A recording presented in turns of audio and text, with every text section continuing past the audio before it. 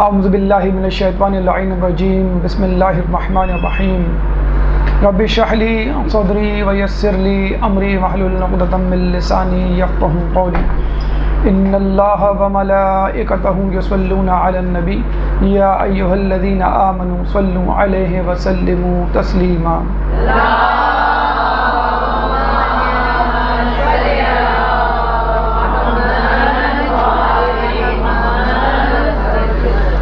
ماہ رمضان المبارک اپنے آپ کو گناہوں سے پاک کرنے کا بہترین مہینہ اور اس کے ساتھ ساتھ اپنے نفس کو کمال کی منزل پر لے جانے کا بہترین راستہ، لیکن یہ دونوں اہداف اس وقت تک پورے نہیں ہو سکتے جب تک ایک انسان ماہ رمضان المبارک کی معرفت حاصل نہ کر لے۔ اور خطبہ شعبانیہ اس سلسلے میں ہماری بہترین رہنمائی کرتا ہوا نظر آتا ہے۔ کون سا خطبہ؟ وہ خطبہ جو رسول اکرم صلی اللہ علیہ وآلہ وسلم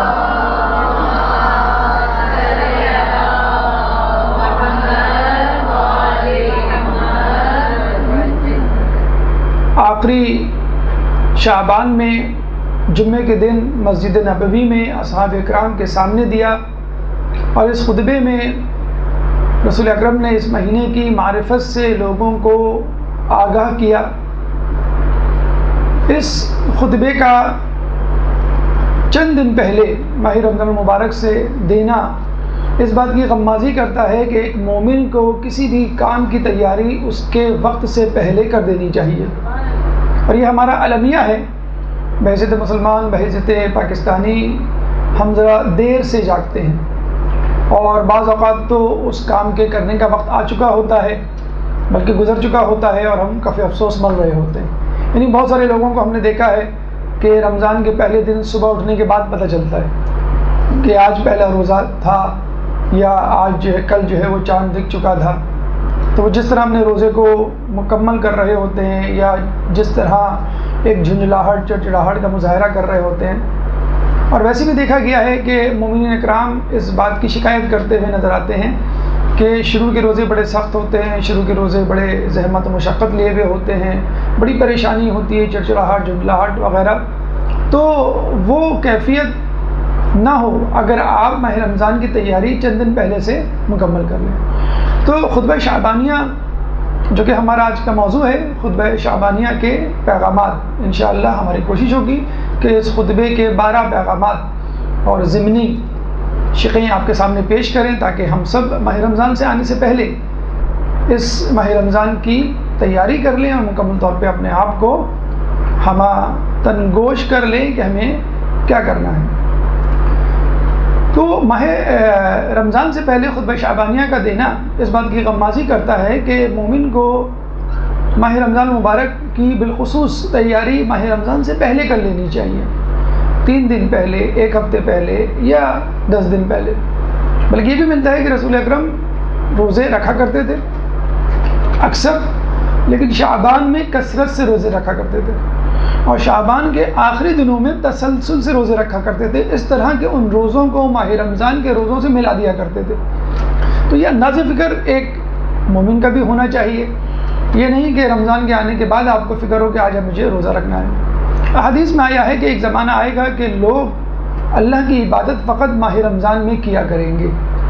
تو یہ عبادت ماہ رمضان سے اور ماہ رمضان تک جو محدود ہوتی ہے، وہ سیلیبریٹیز کی، میڈیا کی، ٹی وی کی، اور اس شعبے سے تعلق رکھنے والے ریاکار لوگوں کی عبادتیں ہوتی ہیں۔ ایک خالص مومن، ایک پرخلوص مسلمان اور خدا کی قربت کا طلبگار، وہ ہمیشہ اس بات پہ فکر مند رہتا ہے کہ کب میں اللہ سے کوئی راز و نیاز کروں، اور اس کے قریب ہونے کا بہانہ اس کو مل جائے تو اس کو جو ہے وہ استعمال کرے۔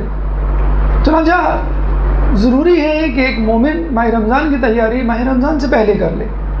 پہلی بات تو یہ کہ ماہ رمضان سے پہلے ضروری ہے کہ خصوصی مسائل جو ماہ رمضان سے متعلق ہیں ان کو وہ ازبر کرے، ان کو وہ جانے، اور ان کو وہ سمجھے۔ مثلا چاند کا مسئلہ ایک بہت بڑا مسئلہ ہے، اور لوگ جو ہے وہ کم علمی میں، جہالت میں بہت کچھ علماء مجتہدین تک کو کہہ جاتے ہیں. اگر اس کا مسئلہ وہ پہلے سے طے کر لے تو پرسکون ہو کر چاند دیکھے، نظر نہیں آئے یا نظر کسی کو آ جائے، اس پہ یقین کر لے، اس کی کیا کیفیت، کیا احکامات ہیں ان کو وہ جان لے. یوم شک کا روزہ، جس کے بارے میں آپ کو تردد ہو کہ ہے کہ نہیں ہے پہلی رمضان کے حوالے سے، تو وہ آپ کو روزہ رکھنا چاہیے. اکثر لوگ نہیں رکھتے، پھر بعد میں جب کنفرم ہو جاتا ہے اور روزہ ان کا مس ہو جاتا ہے تو پتہ چلتا ہے کہ ان کو بعد میں، جیسے غیر شیعہ افراد میں بہت کامن ہے کہ جب چاند کے بارے میں کچھ اختلاف ہوتا ہے تو عید کے بعد کہا جاتا ہے، باقاعدہ گورنمنٹ لیول پہ اعلان کیا جاتا ہے کہ چاند جو ہے ایک دن بعد دکھا، آپ لوگ جو ہے ایک روزہ اضافی رکھیں، یا تھا اور ہم نہیں دیکھ پائے مثلا، تو یوم شک کا اگر روزہ آپ رکھ لیں تو اس مسئلے سے آپ کی جان چھوٹ جائے. خواتین کے، بزرگوں کے اور بیماروں کے قضا جو روزے ہیں ان کی معلومات، ان کو کب کرنا ہے، اور ظاہر سی بات ہے وہ ماہ رمضان سے پہلے پہلے آپ کو ادا کرنے ہوتے ہیں، وہ آپ کر لیں. کچھ لوگ جہالت کی بنیاد پر یہ سمجھ لیتے ہیں کہ بھائی قضا روزے ہم پہلے کریں گے، پھر جو ہے رمضان کے ہم روزے رکھیں گے، تو وہ روزے نہ ان کے قضا روزے شمار ہوں گے نہ ان کے ماہ رمضان کے روزے شمار ہوں گے. تو بہت سارے مسائل ضروری ہیں ہم ماہ رمضان سے پہلے طے کر لیں، سمجھ لیں، اپنے جو کنفیوژنز ہیں ان کو ہم دور کر لیں. خصوصی مسائل جو بیماروں کے حوالے سے ہوتے ہیں، بہت سارے لوگ ماہ رمضان سے پہلے یہ کہتے ہوئے نظر آتے ہیں کہ بھائی اس دفعہ تو بہت گرمی ہے، اور واقعی اس دفعہ حقیقت میں بڑی گرمی ہے. 40 ڈگری میں جا رہا ہے ٹیمپریچر. نواب شاہ کے بارے میں کہا گیا ہے کہ دنیا کا گرم ترین علاقہ، پوری دنیا کا گرم ترین علاقہ 52 ڈگری سینٹی گریڈ. تو اتنا ٹیمپریچر تو جو ہے وہ مڈل ایسٹ میں بھی نہیں ہوتا.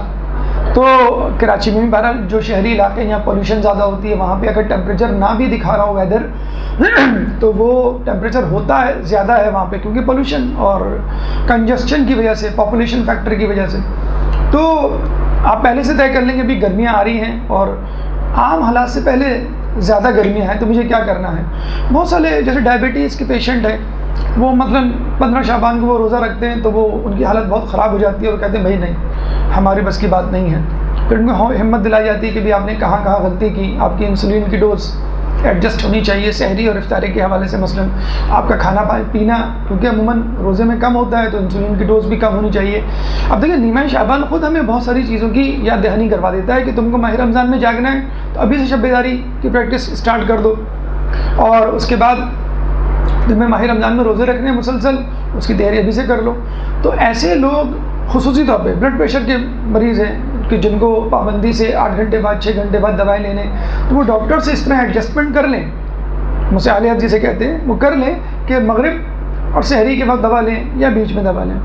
تو اگر اس کی تیاری آپ بالکل پری پلانڈ ہو کے دیکھیں، بڑے افسوس کے ساتھ کہنا پڑتا ہے ہمارے گھروں میں برتھ ڈیز ہوتی ہیں، سالگرہیں، شادی بیاہ کی تقریبات ہوتی ہیں یا کوئی اور مسئلہ ہوتا ہے تو اس کی ہم تیاری جو ہے مہینوں پہلے سے شروع کر دیتے ہیں. لیکن ماہ رمضان جس کے بارے میں کہا جاتا ہے کہ جس نے نہیں بخشوایا اپنے آپ کو وہ بدبخت ترین شخص ہے، تو جس پہ جبریل نے جو ہے دعا کی اور رسول نے جو ہے آمین کہی.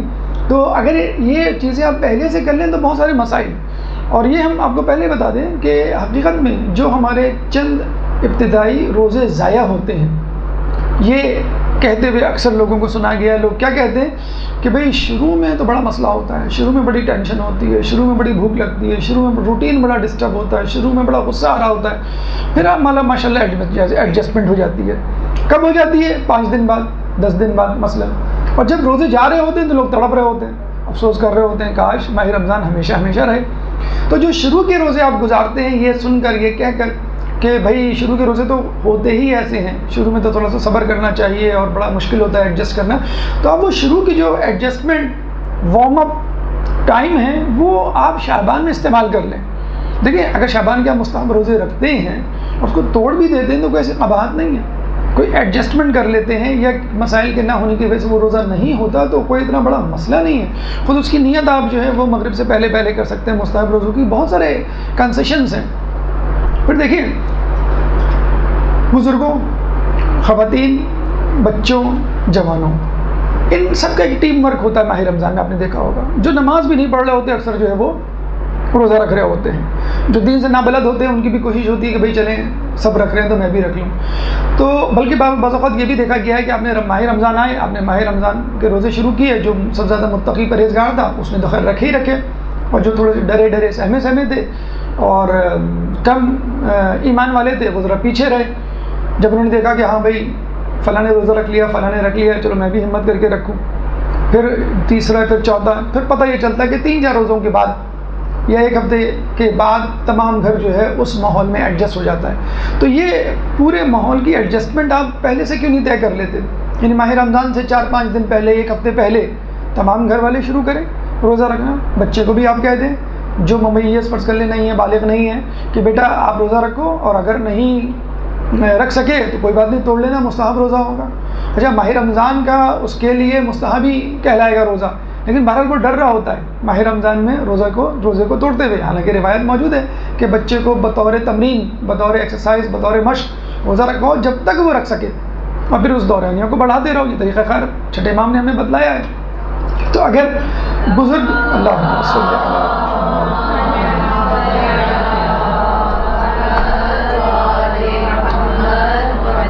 تو اگر آپ ماہ رمضان میں کم از کم 1 ہفتے پہلے سے یہ ایک ماحول بنانا شروع کر دیں، پھر آپ کے پیچھے ایک بزرگ، ایک خاتون، ایک بچہ، ایک نوجوان، ایک شخص، فرد آپ کے ساتھ شامل ہو جائے گا، پھر تیسرا، پھر چوتھا۔ کوشش کریں کہ ماہ رمضان سے کم از کم 3 دن پہلے ضرور روزے شروع کر دیں، جس میں ایک تو یوم شک کا ہی روزہ آ جائے گا اور 2 آپ کے اصل آ جائیں گے۔ تو رسول کی سنت بھی یہی تھی کہ پہلے سے وہ روزے شروع کر دیا کرتے تھے۔ اور دیکھیں میں آپ کو بتاؤں، اگر کسی شخص کے آنے کی آپ کو امید ہو اور وہ شخص آپ کو اچھا لگتا ہو، جس کا انتظار آپ کر رہی ہوں اور متمنی ہوں، تو آپ پہلی بیل پر دروازہ کھول دیں گے۔ جیسے ہی اندر داخل ہوگا وہ آپ کو منتظر پائے گا، تو وہ کتنا خوش ہوگا کہ بھئی صاحب خانہ میرے آنے کے منتظر ہیں۔ لیکن ایک شخص آیا ہے، ڈرائنگ روم میں بیٹھا ہوا ہے، اور آپ جو ہے وہ اپنا کام ختم کر رہے ہیں، ٹی وی دیکھ رہے ہیں، کچھ کھانا پکا رہے ہیں، اور پھر آپ آتے ہیں، تو وہ سمجھ جائے گا کہ میرا آنا ان کو جو ہے ناگوار گزرا۔ تو رمضان کے ساتھ بھی ہم یہی کر رہے ہوتے ہیں۔ جب رمضان سر پہ آ جاتا ہے، اچھا آج پہلا روزہ ہے، اچھا میں جو جلدی سو گیا تھا، ویسے آپ روزانہ لیٹ سوتے ہیں لیکن چاند دکھنے والے دن جو ہے وہ آپ جلدی، ہمارے یہاں تو ماشاء اللہ چاند بھی جو ہے بڑی دیر بعد دکھایا جاتا ہے۔ تو یہ ایڈجسٹمنٹ، یہ ماحول، یہ روٹین اگر آپ پہلے سے بنا لیں، گھر کا ماحول، خصوصی مسائل، خصوصی طور پہ وہ لوگ جو بیمار ہیں، اور بیماروں میں آدھے سے زیادہ لوگ یہ سمجھ لیجئے خوف کی وجہ سے روزہ نہیں رکھ رہے ہوتے، پلاننگ میں کمی کی وجہ سے روزہ نہیں رکھ رہے ہوتے ہیں۔ ایک سستی کاہلی ہوتی ہے ڈاکٹر کے پاس جانے کی، کہ ڈاکٹر کے پاس جانا ہے، جائیں نہیں جائیں، چلو خود سے رکھ لیتے ہیں، دیکھ لیں گے پھر۔ اور روزہ چھڑوانے والے 1000 مل جائیں گے آپ کو، آپ جیسے منہ سے نکالتے فوراً کہیں گے نہیں بھائی روزہ نہیں رکھنا بڑا مشکل کام ہے۔ حالانکہ اگر آپ روزہ رکھیں، چاہے آرام دہ حالت میں رکھیں، میں ان لوگوں کی بات کر رہا ہوں جو ذرا مشقت برداشت نہیں کر سکتے، مثلا چلیں آپ رات کو دیر سے سو جائیں، دن میں دیر تک سوتے رہیں، اے سی میں بیٹھے رہیں، پنکھے میں بیٹھے رہیں، کام کاج کم کر دیں، کوئی ایسا مذائقہ نہیں ہے، لیکن کم از کم روزے کی حالت میں ماہ رمضان تو گزاریں۔ ٹھیک ہے، ماہ رمضان آگے گزر جائے گا اور آپ کا جو ہے کچھ نہ کچھ اللہ تعالیٰ ثواب کا بندوبست کر بھی دے گا، لیکن روزے کی حالت میں ماہ رمضان کو گزارنا اس کی جو ہے بات ہی کچھ اور ہے۔ شعبانیہ کا خطبہ شعبانیہ ہمیں یہ پہلا جو درس دیتا ہے وہ یہ دیتا ہے کہ آپ ہر کام کی ابتدا اس کی منصوبہ بندی سے کریں۔ جیسے کہتے ہیں نا کہ if you fail to plan you are planning to fail۔ اگر آپ منصوبہ بندی کرنے میں ناکام رہتے ہیں تو بس آپ سمجھ لیجئے آپ اس بات کی منصوبہ بندی کر رہے ہیں کہ آپ ناکام ہوں۔ تو پہلے سے ہر چیز کی ایک شارٹ لسٹ ہوتی ہے، دیکھیں بیسن، چاول، فروٹ، شربت، کھجوریں، بہت سارے کام ہیں جو آپ کو پہلے سے سمیٹ کے رکھ لینے چاہیے۔ آپ رمضان کے 1-2 دن بعد آپ جاتے ہیں ان کو لینے اور پھر کنفیوز ہو رہے ہوتے ہیں۔ بچے کوئی خاص چیزیں پسند کر رہے ہوتے ہیں، کچھ بڑوں کو افطار کے وقت کھانا کھانے کی عادت ہوتی ہے، کچھ لوگوں کو فوراً چائے چاہیے ہوتی ہے۔ تو اگر یہ ساری چیزیں آپ 3-4 دن پہلے ایک چیز ہے پریکٹس میچ، جو اللہ تعالیٰ تو کہتا ہے کہ بھائی تم پہلے 2 مہینے پریکٹس میچ کھیلو اور پھر فائنل میچ کھیلو۔ یعنی رجب میں بھی کتنی تاکید ہے روزوں کی، کتنے اچھے ایام، کتنی ولادتوں کے دن آتے ہیں۔ پھر ماہ شعبان میں بھی ایسا، اچھا اتفاق کی بات ہے ماہ رجب میں بھی روزے ہیں، اور ماہ رجب میں جو ہے 27ویں شب جو ہے وہ بھی جاگنے کی رات، فضیلت والی رات۔ تو دونوں چیزوں کی پریکٹس کروا دی، شب بیداری کی بھی اور دن میں بھوک پیاس کی بھی۔ پھر ماہ شعبان میں 15 شعبان کا روزہ بھی ہے، اور وہ نیمہ شعبان کی جو رات ہے وہ آپ کو جاگنے کی فضیلت والی رات ہے۔ تو ماہ شعبان میں بھی اس کی جو ہے آپ کو پریکٹس کروا دی۔ تو اللہ تعالیٰ مینٹلی آپ کو پریپیئر کر رہا ہے ذہنی طور پہ کہ رمضان کے آنے سے پہلے تم اپنے آپ کو تیار کر لو۔ لیکن چلیں کم از کم اب تک ہم سے کچھ نہیں ہو سکا، اچھا آپ اتفاق سے دیکھیے بھی کہ تمام تاریخیں جو ہیں ماہ رجب میں دھڑا دھڑ ان کی بھرمار ہوتی ہے، پھر ماہ شعبان میں، پھر 15 شعبان کے بعد کوئی تاریخ نہیں آ رہی ہوتی ہے. تو بس اب یہ ہے کہ اب آپ جٹ جائیں، آپ جو ہیں منہمک ہو جائیں، آپ جو ہیں مصروف ہو جائیں ماہ رمضان کی تیاری میں. چاہے وہ مادی تیاری ہو، اس میں کوئی قباحت نہیں کہ آپ کو کچھ چیزیں اپنے کچن کے لیے، اپنے گھر کے لیے خریدنی ہیں. چاہے وہ روحانی تیاری ہو کہ ابھی سے ذکر و اذکار کی آپ عادت ڈال لیں. ٹھیک ہے. اور دوسری بات یہ ہوتی ہے سب سے اہم چیز، جو آپ کہہ لیں کہ بھئی ہر چیز ہو جاتی ہے، کوئی ایسا مسئلہ نہیں ہے. روٹین ایڈجسٹ ہونے میں ہمیشہ ٹائم لگتا ہے. کوئی یہ نہیں کہہ سکتا بھائی فرام دا فرسٹ ڈے میں مینٹلی، فزیکلی، اسپریچولی بالکل تیار تھا، ہو ہی نہیں سکتا. جو لوگ 8 بجے ناشتہ کرنے کے عادی ہوں ان کو 4 بجے اٹھا کے آپ ناشتہ کروا دیں. کچھ لوگوں کو تو 8 بجے بھی بھوک نہیں لگتی ہے، وہ تو آفس اور اسکول کالج ایسے چلے جاتے ہیں اور پھر آ کے کھا رہے ہوتے ہیں. تو ان کو آپ 4 بجے کہیں ان کو تو الٹی ہو جائے گی. اور کچھ لوگ تو شروع میں ایسے ہی روزے گزار رہے ہوتے ہیں. پھر دوپہر کی کھانے کی عادت ہمارے یہاں مست ہے، چاہے ناشتہ کریں نہ کریں لیکن دوپہر کا کھانا کھایا جاتا ہے. دوپہر کا کھانا آپ کو اسکپ کروایا جاتا ہے، اس کی آپ عادت کر سکتے ہیں. پھر آپ ہیں کھانا کھانے کے عادی 10 بجے 11 بجے، کراچی جیسے شہروں میں تو لیٹ نائٹ ہی کھایا جاتا ہے، اور آپ کو کہا جا رہا ہے کہ تم 7 بجے 7:30 بجے جو ہے وہ کھاؤ اور بالکل ڈٹ کے کھاؤ. تو یہ جو روٹین ایڈجسٹ ہوگی یہ کب ہوگی؟ پہلے دن سے نہیں ہوگی، 3-4 دن لگیں گے. سگریٹ نوشی کے عادی افراد ہیں، اللہ صبر دیتا ہے، اللہ صبر دیتا ہے، اللہ صبر تو دیتا ہے، لیکن آپ کے مزاج میں جو چڑچڑاہٹ پیدا ہوتی ہے، جو گھروں میں لڑائی جھگڑا ہوتا ہے، سڑکوں اور فٹ پاتھوں پہ جو لوگ آپا دھاپی میں مصروف ہوتے ہیں، آپ نے دیکھا ہوگا ہر جگہ ہر ایک کا منہ جو ہے وہ بگڑا ہوا ہوتا ہے، بنا ہوا ہوتا ہے، جیسے بس وہ اللہ تعالیٰ پہ کوئی احسان کرنا چاہتے ہیں. پتہ نہیں میرا روزہ نہیں، میرا روزہ ہے. ارے روزہ میرا بھی ہے، کس کا روزہ نہیں ہے؟ ہر کسی کا روزہ ہوتا ہے. تو یہ جو روٹین ہے، سگریٹ پینے کی روٹین ہے کسی کو، بلکہ میں تو کہتا ہوں کہ یہ تو سگریٹ چھوڑنے کا بہترین مہینہ ہے. چائے پینے کی روٹین ہے، ہر 2 گھنٹے بعد، ہر 3 گھنٹے بعد. جیسے کہتے ہیں آپ کو چائے کی عادت ہوتی ہے تو یہاں تو چائے سحری میں پینی ہے، پھر اس کے بعد افطار کو پینی ہے. مطلب آپ کو اللہ تعالیٰ کھانا یا چائے یا جو بھی چیز آپ استعمال کر رہے ہیں وہ اس وقت کھلا رہا ہے جب بالکل بھی ٹائم نہیں ہے. دنیا میں کوئی بھی شخص 4 بجے ناشتہ نہیں کرتا ہوگا. دنیا میں کوئی بھی شخص جو ہے وہ رات کا کھانا یا دوپہر کا کھانا عین مغرب کے وقت نہیں کھاتا ہوگا. اور وہ بھی جسے کہتے ہیں بالکل اس وقت بیٹھ جانا ہے. بالکل لازمی طور پہ سحری کی بھی تاکید ہے اور افطاری کی بھی جو ہے فضیلت اپنی جگہ موجود ہے. تو گھر کا ماحول 3-4 دن پہلے روزے کی پریکٹس کرنے سے بنے گا. گھر کا ماحول پہلے سے روزے کو برتنے سے بنے گا. آپ کی روٹین 3-4 دن پہلے آپ روزہ رکھیں گے تب آپ ایڈجسٹ ہوگی.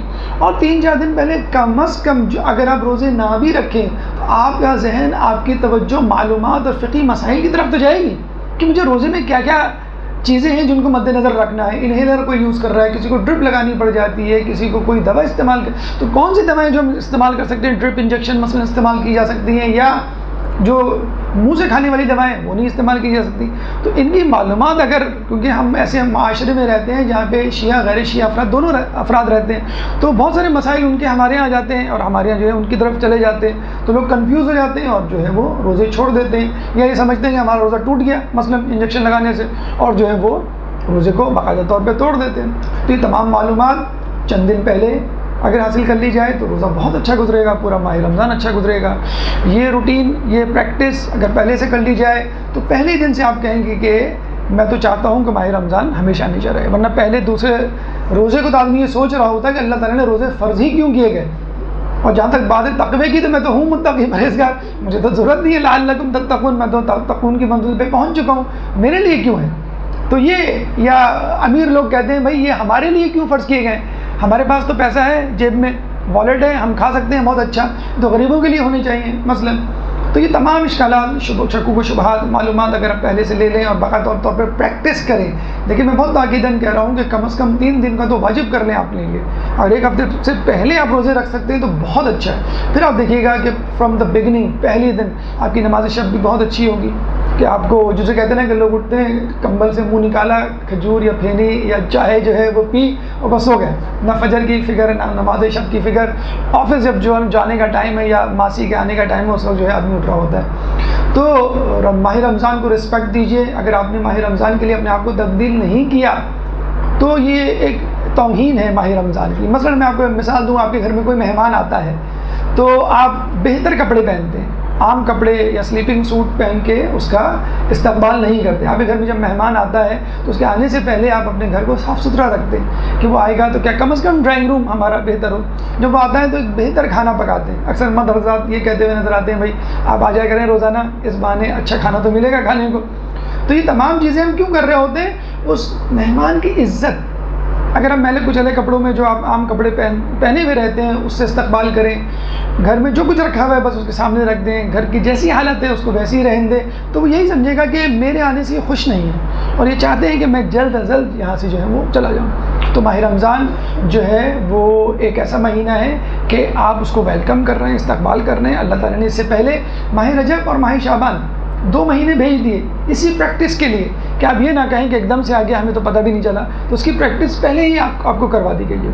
تو خود رسول اللہ کا خطبہ شعبانیہ 3-4 دن پہلے دینا, جمعے کے دن دینا اور ماہ رمضان سے پہلے دینا اس بات کی غمازی کرتا ہے کہ انسان کو, مسلمان کو, ایک مومن کو, شیعان علی کو کسی بھی کام کی, کسی بھی نیک کام کی منصوبہ بندی, پلاننگ پہلے کر لینی چاہیے. اور اگر یہ پلاننگ آپ نے پہلے کی تو آپ نے ماہ رمضان کا احترام بھی کیا اور خود اپنے آپ کو اس کے لیے آمادہ بھی کیا. ایک درود پڑھ دیں محمد والے.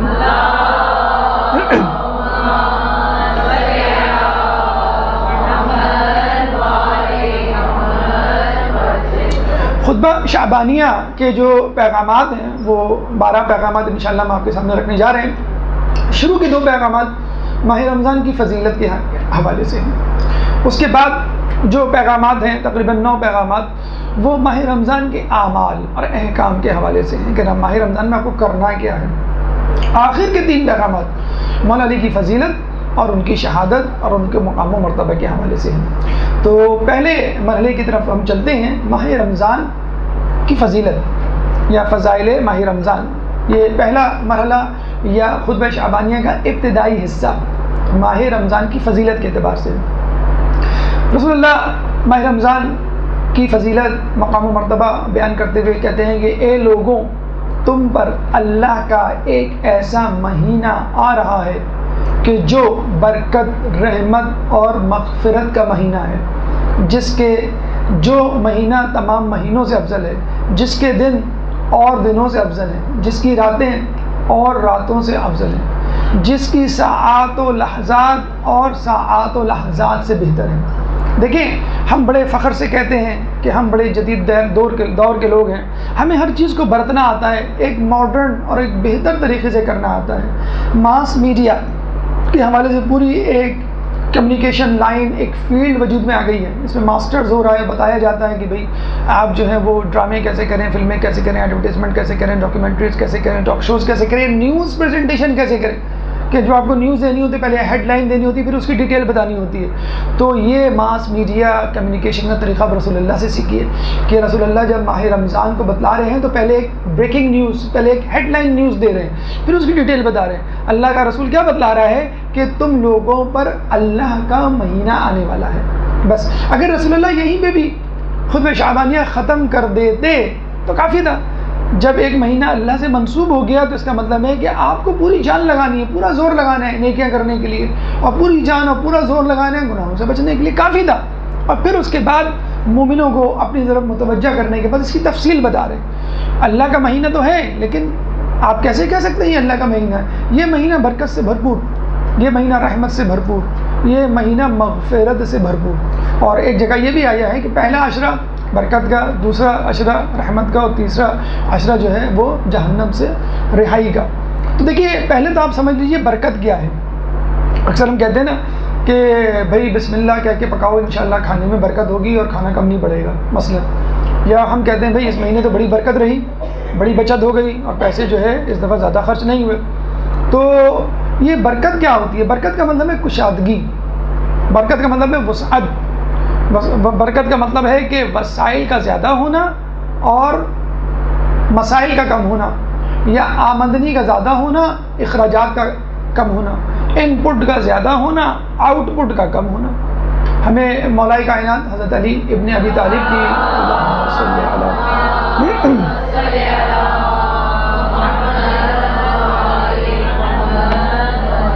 آپ کو معلوم ہے جب مولا علی کے ولیمے کا وقت آیا تو رسول اللہ نے کہا کہ جاؤ مسجد نبوی میں جا کر اپنے ولیمے کا اعلان کر دوں.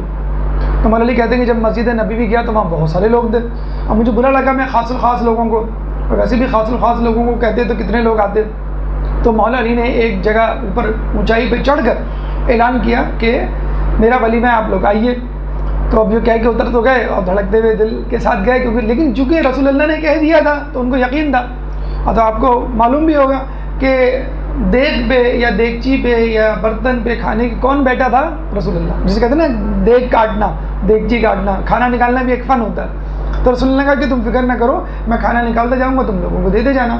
کہتے ہیں ہزاروں لوگ تھے اور صرف ایک دمبا، ایک بھیڑ جو ہے وہ ذبح ہوا تھا، اور تمام لوگوں کو یہ اس کو کہتے ہیں کہ برکت. جب بہت سارے خاندانوں میں یہ کہتے ہوئے بھی سنا گیا، بلکہ آپ نے نوٹ بھی کیا ہوگا، جو دیندار خاندان ہوتا ہے اکثر ان کے مہمان بھی زیادہ آ رہے ہوتے ہیں، وہ خود بھی کہیں اور جگہ جا رہے ہوتے ہیں، ان کے ہاں آس پاس غریب ضرورت مندوں کا جو ہے وہ گھیرا بھی ہوتا ہے، اور لوگوں کی وہ مسلسل مدد بھی کر رہے ہوتے ہیں. اور جو بے دین خاندان ہوتا ہے وہ بہت پیسے والا بھی ہوتا ہے، لیکن اکثر وہ شکایت کر رہا ہوتا ہے کہ پیسے نہیں ہیں، یا پیسے کم پڑ گئے، یا جو ہے وہ گزارا نہیں ہو رہا. اور دیندار طبقے کا جو ہے وہ گزارا ہو رہا ہوتا ہے. تو بس اسی کو کہتے ہیں برکت، کہ پیسے کم ہیں بظاہر، لیکن اس میں اتنی برکت ہوتی ہے کہ تمام لوگ کھا بھی لیتے ہیں، اس کو استعمال بھی کر لیتے ہیں، پھر بھی پیسے بچ جاتے ہیں. اور خود آپ نے غور کیا ہوگا کہ ماہ رمضان میں جتنا خرچہ ہوتا ہے اتنا خرچہ کسی اور، کہنے کو تو ہم بھوکا رہ رہے ہیں، لیکن بہرحال جو سحری اور افطاری کا جو مینو ہوتا ہے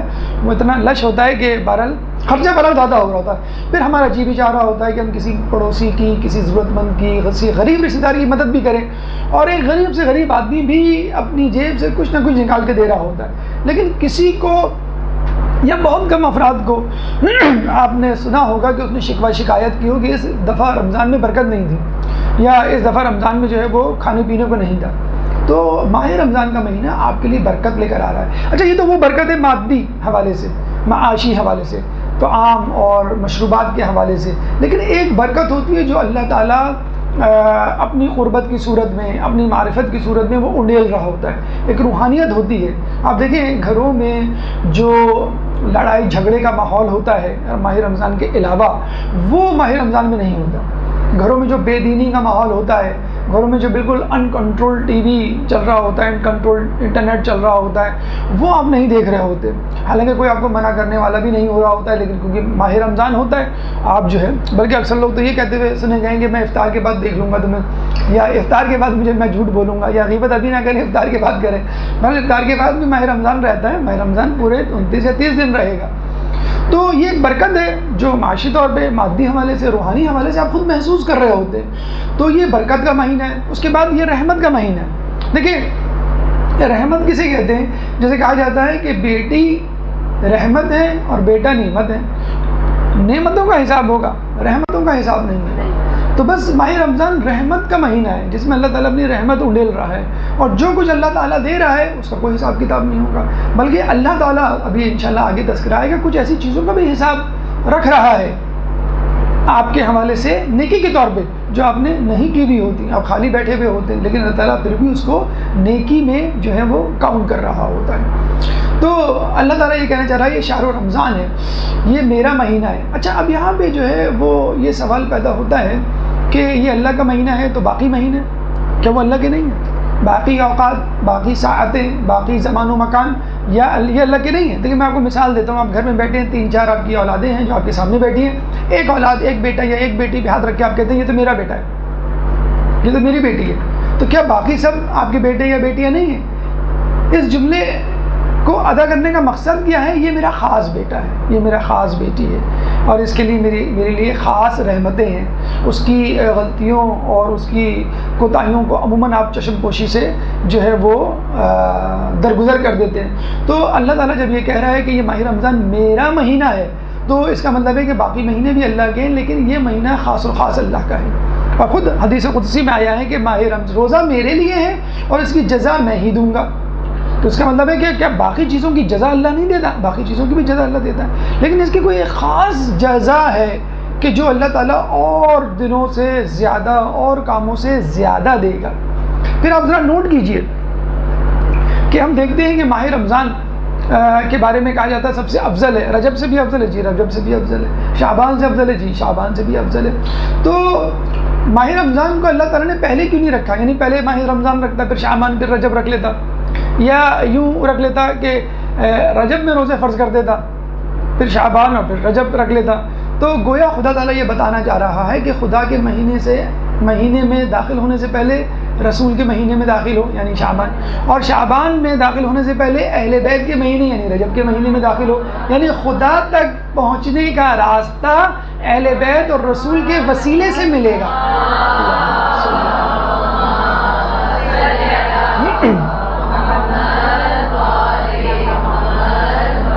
تو یہاں بھی اللہ تعالیٰ وسیلہ جو ہے آپ کو پہنچانا چاہ رہا ہے، یہاں بھی چاہتا ہے کہ وہ اپنے پاس اہل بیت اور رسول اللہ کے وسیلے سے آپ کو بلائے۔ پھر ہم دیکھتے ہیں کہ جو تیسرا اور آخری عشرہ ہوتا ہے خصوصاً کہا گیا ہے مغفرت یا جہنم سے رہائی کا مہینہ۔ دیکھیں جنت میں جانا کمال نہیں ہے، یکسر کمال نہیں ہے، کیوں کہ جن کے عقائد ٹھیک ہوں گے وہ کبھی نہ کبھی تو جنت میں جائیں گے، اپنی کوتاہیوں، لغزشوں، گناہوں کی وجہ سے کچھ عرصے جہنم میں رکھ کے۔ کمال یہ ہے کہ آپ ڈائریکٹ جنت میں جائیں، جہنم میں گئے بغیر۔ جب کہتے ہیں نا کہ ہمیں اللہ اکثر دعاؤں میں ہم کہتے ہیں کہ جنت میں داخل کر اور جہنم سے رہائی دے، تو جب کچھ لوگ یہ بھی سوال پوچھتے ہیں جب جنت میں داخل کر تو اس کا مطلب ہے کہ جہنم سے خلاصی؟ جی نہیں، بہت سارے جنتی جہنم سے ہو کر آئیں گے۔ کچھ فلائٹیں ہوتی ہیں نا ڈائریکٹ فلائٹ ہوتی ہے، کچھ اسٹاپ اوور کی ہوتی ہے، اسٹاپ اوور کی جو فلائٹ ہوتی ہے وہ 2-3 گھنٹے وہ آپ کو اذیت محسوس ہو رہی ہوتی ہے۔ تو جو اسٹاپ اوور کی فلائٹ ہے یا جہنم کا اسٹاپ اوور ہے وہ بڑا ہی گرا ہے، اس کو 1-2 سال کا نہ سمجھ لیے، وہ ہزاروں سال، بعض اوقات لاکھوں سال اور بعض اوقات کروڑوں سال کا ہوگا۔ بلکہ ہمارے 5ویں امام محمد باقر علیہ السلام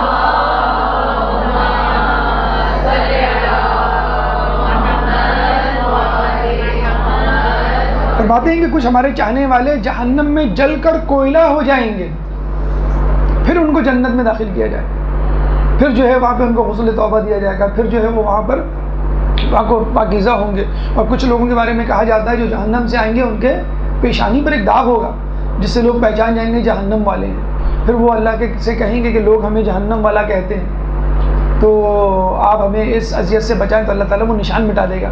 تو بہرحال جہنم رسول کی حدیث میں آیا ہے کہ جس کو جہنم کے اوپر سے گزار دیا گیا گویا وہ ہلاک ہو گیا۔ تو وہاں رہنا، وہاں ٹھہرنا تو بہت دور کی بات ہے، اور کتنا آپ کو ٹھہرنا ہوگا یہ کچھ بھی نہیں کہہ سکتے، لیکن بہرحال یہ بات طے ہے کہ جن گناہوں کو ہم بہت چھوٹا سمجھتے ہیں اور جن حرام گناہوں میں ہم گناہ کبیرہ میں بھی ملوث ہو رہے ہوتے ہیں تو بہت زیادہ عرصہ گناہوں میں ٹھہرنا پڑے گا۔ میں ایک گناہ کے بارے میں بتاتا ہوں جو بظاہر گناہ نہیں لگتا لیکن مقدمہ گناہ ضرور ہے۔ کیا؟ نامحرم سے مذاق، چیٹنگ، فون، انٹرنیٹ کال کتنی عام ہے، مکس گیدرنگ اسکول کالجز میں۔ کسی نامحرم سے مذاق کرنے پر انسان 1000 سال جہنم میں جلے گا، اور وہ نامحرم اگر اس سے راضی ہے تو وہ بھی 1000 سال جلے گا، اور اگر وہ اس سے راضی نہیں ہے تو اس کے حصے کا 1000 سال آپ کو جلنا ہوگا، یعنی 2000 سال۔ نامحرم سے مذاق کرنے پر ایک جملے کے بدلے مذاق کا ایک جملہ 1000 سال جہنم کا۔ تو آپ جو ہے وہ باقی جملوں کا، باقی مقدمات، یہ گناہ کا مقدمہ ہے، زنا کا مقدمہ ہے، تو پھر خود زنا یا کوئی حرام کام جو اس مہینے میں آپ انجام دیں، اس کتنا بڑا گناہ آپ یہ اس مہینے کے علاوہ انجام دیں تو جہنم میں انجام دینا پڑے گا، جہنم میں جانا پڑے گا۔ تو جہنم میں جانے کو بہت ہلکا نہ سمجھیں، جہنم میں جانے کو بہت آسان نہ سمجھیں کہ بس چند دنوں کا گزر رہنا ہوگا پھر ہم جو ہے وہاں پہ آ جائیں گے۔ تو بہرحال خود جہنم سے رہائی، مکمل طور پہ رہائی، اور دوسری بات یہ کہ دیکھیں نا اہل بیت کے ساتھ جہنم میں داخل ہونا ایک الگ بات ہے۔ جب اہل بیت اور جنتی داخل ہو گئے اس کے بعد ہزاروں سال بعد آنا وہ ایک الگ بات ہے۔ جب آپ جائیں گے تو آپ کو ویلکم کیا جائے گا، اور جو بعد میں جا رہا ہوگا اس کو جسے کہتے ہیں کہ وہ اوقات، یہ وقت، وہ منزلت، وہ درجہ، وہ اسٹیٹس اس کو نہیں ملے گا۔ تو یہ مہینہ جہنم سے آزادی کا بھی ہے، کوشش کریں اس مہینے میں جہنم سے بھی اپنے آپ کو آزاد کر لیں۔ بہرحال یہ مہینہ اللہ کا مہینہ ہے، یہ مہینہ تمام مہینوں سے افضل ہے، یہ مہینہ رحمت، برکت اور مغفرت کا مہینہ ہے۔ اس کے بعد دیکھیں ایک سوال پیدا ہوتا ہے، آپ کو ایک محل کا دورہ کروایا جائے، بہت خوبصورت بلڈنگ، بہت سارے ملازمین، بہت سارے کھانے انواع قسم کے، اور دورہ کروانے کے بعد آپ پوچھیں کہ بھئی اس میں کہاں ہوں، یا یہ کیا میرا محل ہے اور کیا میرا اس میں اسٹیٹس ہے، تو آپ کو کہا جائے کہ بھئی مثلاً آپ یہاں پہ چوکیدار ہیں، یہاں کام کرنے والے ہیں، یہاں صفائی کرنے والے ہیں، تو آپ کا دل بوجھ سا جائے گا کہ جو موٹا جھوٹا ہوگا وہ پہننا پڑے گا، خراب کپڑے، پرانے کپڑے جو بچ جائے گا لوگوں کا وہ آپ کو. لیکن ایک آپ کو کہا جائے کہ نہیں، آپ یہاں پہ چیف گیسٹ ہیں، آپ یہاں پہ مہمان خصوصی ہیں. اچھا مطلب غور کریں کہ مہمان خصوصی کے اسٹیٹس خود صاحب خانہ سے زیادہ ہوتا ہے. آپ نے دیکھا ہوگا کہ جب آپ آتے ہیں تو صاحب خانہ آپ کو بہتر جگہ پہ بٹھا دیں، بھئی آپ یہاں بیٹھے، یہاں اے سی کی ہوا آ رہی ہے، خود نہیں بیٹھے گا وہ، یہاں پنکھے کی ہوا آ رہی ہے. یا جسے کہتے ہیں اگر کوئی ڈش دینی ہوگی تو بہتر ڈش آپ کے سامنے پیش کرے گا، خود دال یا سبزی پہ یا کسی اور چیز پہ گزارا کر لے گا، یا آپ کو زیادہ کھلائے گا، خود جو ہے وہ کم کھائے گا.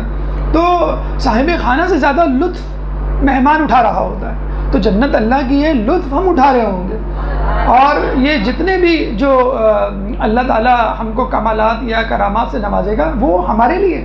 تو رسول فرماتے ہیں کہ اس مہینے میں تم لوگوں کو دعوت دی گئی ہے، اس مہینے میں تم لوگ کرامت خدا کے مہمان ہو، اس مہینے میں تمہاری سانسیں تسبیح اور تمہارا سونا عبادت، تمہارے اعمال مقبول اور تمہاری دعائیں مستجاب. اے لوگوں، اس مہینے پرخلوص نیت سے دعا کرو کہ اللہ تمہیں ماہ رمضان کے روزے رکھنے اور تلاوت قرآن کی توفیق دے، کیونکہ بدبخت ہوگا وہ شخص جو غفران الہی سے محروم رہ گیا. تو آپ نے دیکھا کہ کتنی بڑی فضیلت ہے، اور اس فضیلت میں آپ کا اسٹیٹس کیا ہے؟ آپ مہمان ہیں، آپ چیف گیسٹ ہیں. کس کے مہمان ہیں؟ اللہ کے. اچھا اللہ نے کبھی یہ نہیں کہا کہ تم رجب میں میرے مہمان ہو، شعبان میں میرے مہمان ہو، ذی الحج میں یا محرم میں، کسی میں نہیں کہا، لیکن ماہ رمضان میں کہا. تو ایسی کیا خاص بات ہے ماہ رمضان میں اور دیگر مہینوں میں؟ جو ڈفرینس ہے، جو فرق ہے، وہ بھوک کا ہے.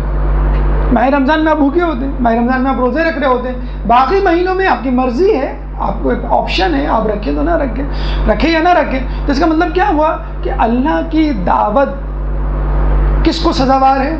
اللہ کا مہمان کون ہوتا ہے؟ پیٹ بھرا نہیں ہوتا. حدیث ہے باقاعدہ، جو زیادہ سوتا ہے، جو زیادہ کھاتا ہے، وہ اللہ کا دشمن ہوتا ہے.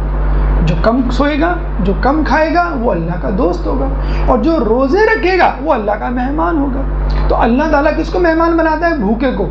میں سے ایک واقعہ سناتا چلوں، آپ نے شاید پہلے بھی سنا ہو کہ دو دوست ایک محلے میں جاتے اور وہاں پہ ان کا کوئی جاننے والا نہیں ہوتا، مسجد میں جا کے بیٹھ جاتے اور یہ دعا کر کے سوتے ہیں کہ اللہ ہمیں جو ہے ایک بہتر میزبان میسر کر دے، اور یہ کہہ کے سو جاتے ہیں. تو ایک شخص کو جو بہت زیادہ بظاہر دیندار نہیں تھا، مادیت پرستی کی طرف رجحان رکھتا تھا، تو اس کے پاس ایک شخص آیا اسی محلے، اسی آبادی کا، اور اس کو اٹھا کے لے گیا مہمان، بطور مہمان. متمول شخص تھا، خوب اس کی ماشاءاللہ مہمان نوازی کی. دوسرا شخص وہیں سوتا رہ گیا، اس کو کوئی اٹھانے نہیں آیا. صبح اٹھا تھا بھوکا پیاسا. تو وہ دوسرے دن آتا ہے، دوسرا شخص جو جا چکا ہوتا ہے، کسی کا مہمان ہوتا ہے، وہ کہتا ہے بھائی میری تو بڑی زبردست مہمان نوازی ہوئی، فلاں آدمی آیا تھا، بڑا متمول صاحب حیثیت، اس نے جو ہے مجھے بہترین بستر دیا، بہترین کھانا دیا، بہترین مشروبات، بہترین تحائف اور بہترین مہمان نوازی کی میری. تو وہ جو مہمان نوازی سے لطف اندوز ہو کے آ چکا ہوتا ہے، وہ اس سے پوچھتا ہے، جو مسجد میں بیچارہ بیٹھا رہتا ہے رات بھر اور کوئی بھی اس کو لینے نہیں آتا، اس سے پوچھتے ہیں کہ تم کو کس نے مہمان بنایا؟ کہنے لگا پتہ نہیں، میں جب سو رہا تھا تو میں نے خواب دیکھا کہ ہاتف غیبی سے مہمان آواز آئی کہ آج تم ہمارے مہمان ہو اور تم بھوک کی حالت میں ہمارے مہمان رہو گے. تو اللہ تعالیٰ اس کو مہمان بناتا ہے جو بھوکا ہوتا ہے. میں مثال دوں کہ ہم اگر صدر بھی جائیں تو ایک آدھ کولڈ ڈرنک، چائے، سموسے، قلفی یا کچھ نہ کچھ کھا کے یا لے کے آ رہے ہوتے ہیں. مطلب وہاں جاتے جاتے، بلکہ زیارت میں بھی لوگ جا رہے ہوتے ہیں، پوچھ رہے ہوتے ہیں کون سی فلائٹ ہے بھائی، کون سی آپ جو ہے کون سی ایئر لائن سے جا رہے ہیں، فلاں اسی ایئر لائن سے مت جائیے گا. کیوں؟ اس کا کھانا اچھا نہیں ہوتا. ہم اپنی ڈیسٹنی یا مقام پر پہنچنے سے پہلے ہی کھانے کی فکر میں ہوتے ہیں. آنے کے بعد وہاں رہنے کا وہ تو الگ کمپلین لسٹ ہوتی ہے جو کارروائی کے لیے ہم تیار کر کے رکھتے ہیں. ہم ایروپلین میں بار بار مڑ کے ایئر ہوسٹس کو گھور رہے ہوتے ہیں، تک رہے ہوتے ہیں، لوگ دوسرے مطلب لے رہے ہوتے ہیں، ہم جو ہے وہ کھانے کی طلب میں ہوتے ہیں، یہ کب ہمیں آ کے آفر کریں، کب جو ہے وہ ہمیں. تو یہ کیا ہے؟ یہ انسان مادیت پرست یا ہوائی نفس کا جو شکار ہے اس کا. رسول شب معراج پہ گئے تھے. کہاں سے گئے تھے؟ مکے سے کہاں گئے تھے؟ بیت المقدس. بیت المقدس سے کہاں گئے؟ آسمان پہ، 7ویں آسمان پہ سدرۃ المنتہا، پھر عالم ملکوت، اور پھر مقام محمود، پھر جنت، پھر جہنم، پھر اس کے بعد دوبارہ یہی سیکوینس واپس آئے. رسول نے کیا کھایا دعوت میں؟ مجھے بتائیے. اللہ نے کیا مرغن کھانے جنت کے ہونے چاہیے نا. اللہ بادشاہوں کا بادشاہ ہے، اور اللہ تعالیٰ کی جنت میں جتنے لذیذ کھانے ہیں اتنے لذیذ کھانے کہیں نہیں ہیں. یہ بھی ہم بتا دیں کہ جنت میں جو ڈش پیش کی جائے گی کھانے کی، ہر لقمے پہ ایک نیا ٹیسٹ ہوگا. چاہے وہ ایک ہی ڈش کھا رہے ہو، یعنی کہ 60 ڈشز کا ایک ہی ڈش ہوگی. قورمہ ہے، بریانی ہے، پیزا ہے، گوشت، جو بھی ہے، جو بھی آپ کھا رہے ہیں، ہر لقمے پہ ایک نیا ٹیسٹ ہوگا. تو مجھے بتائیے سب سے بہترین مہمان جو ڈیزرو کرتا ہے اللہ کی مہمانی کے لیے کون ہے؟ رسول اللہ. ٹھیک ہے. اور سب سے زیادہ کھانا یا سب سے زیادہ مہمان نوازی کون کر سکتا ہے؟ خدا مند قدوس خالق کائنات. تو رسول اللہ کو معراج پہ کیا کھلانا چاہیے تھا؟ جو کچھ آپ کے ذہن میں آئے آپ کہہ سکتے ہیں کھلانا چاہیے تھا. جو کچھ ہم نے دیکھا سنا یا جس کے کھانے کی تمنا ہے مثلاً وہ بھی کھلانا چاہیے تھا. لیکن پورے معراج کے سفر میں اللہ تعالیٰ نے رسول اللہ کو ایک سیب کھلایا، وہ بھی کہ شکم مادر میں جناب زہرا کا نور. اللہم صلی علی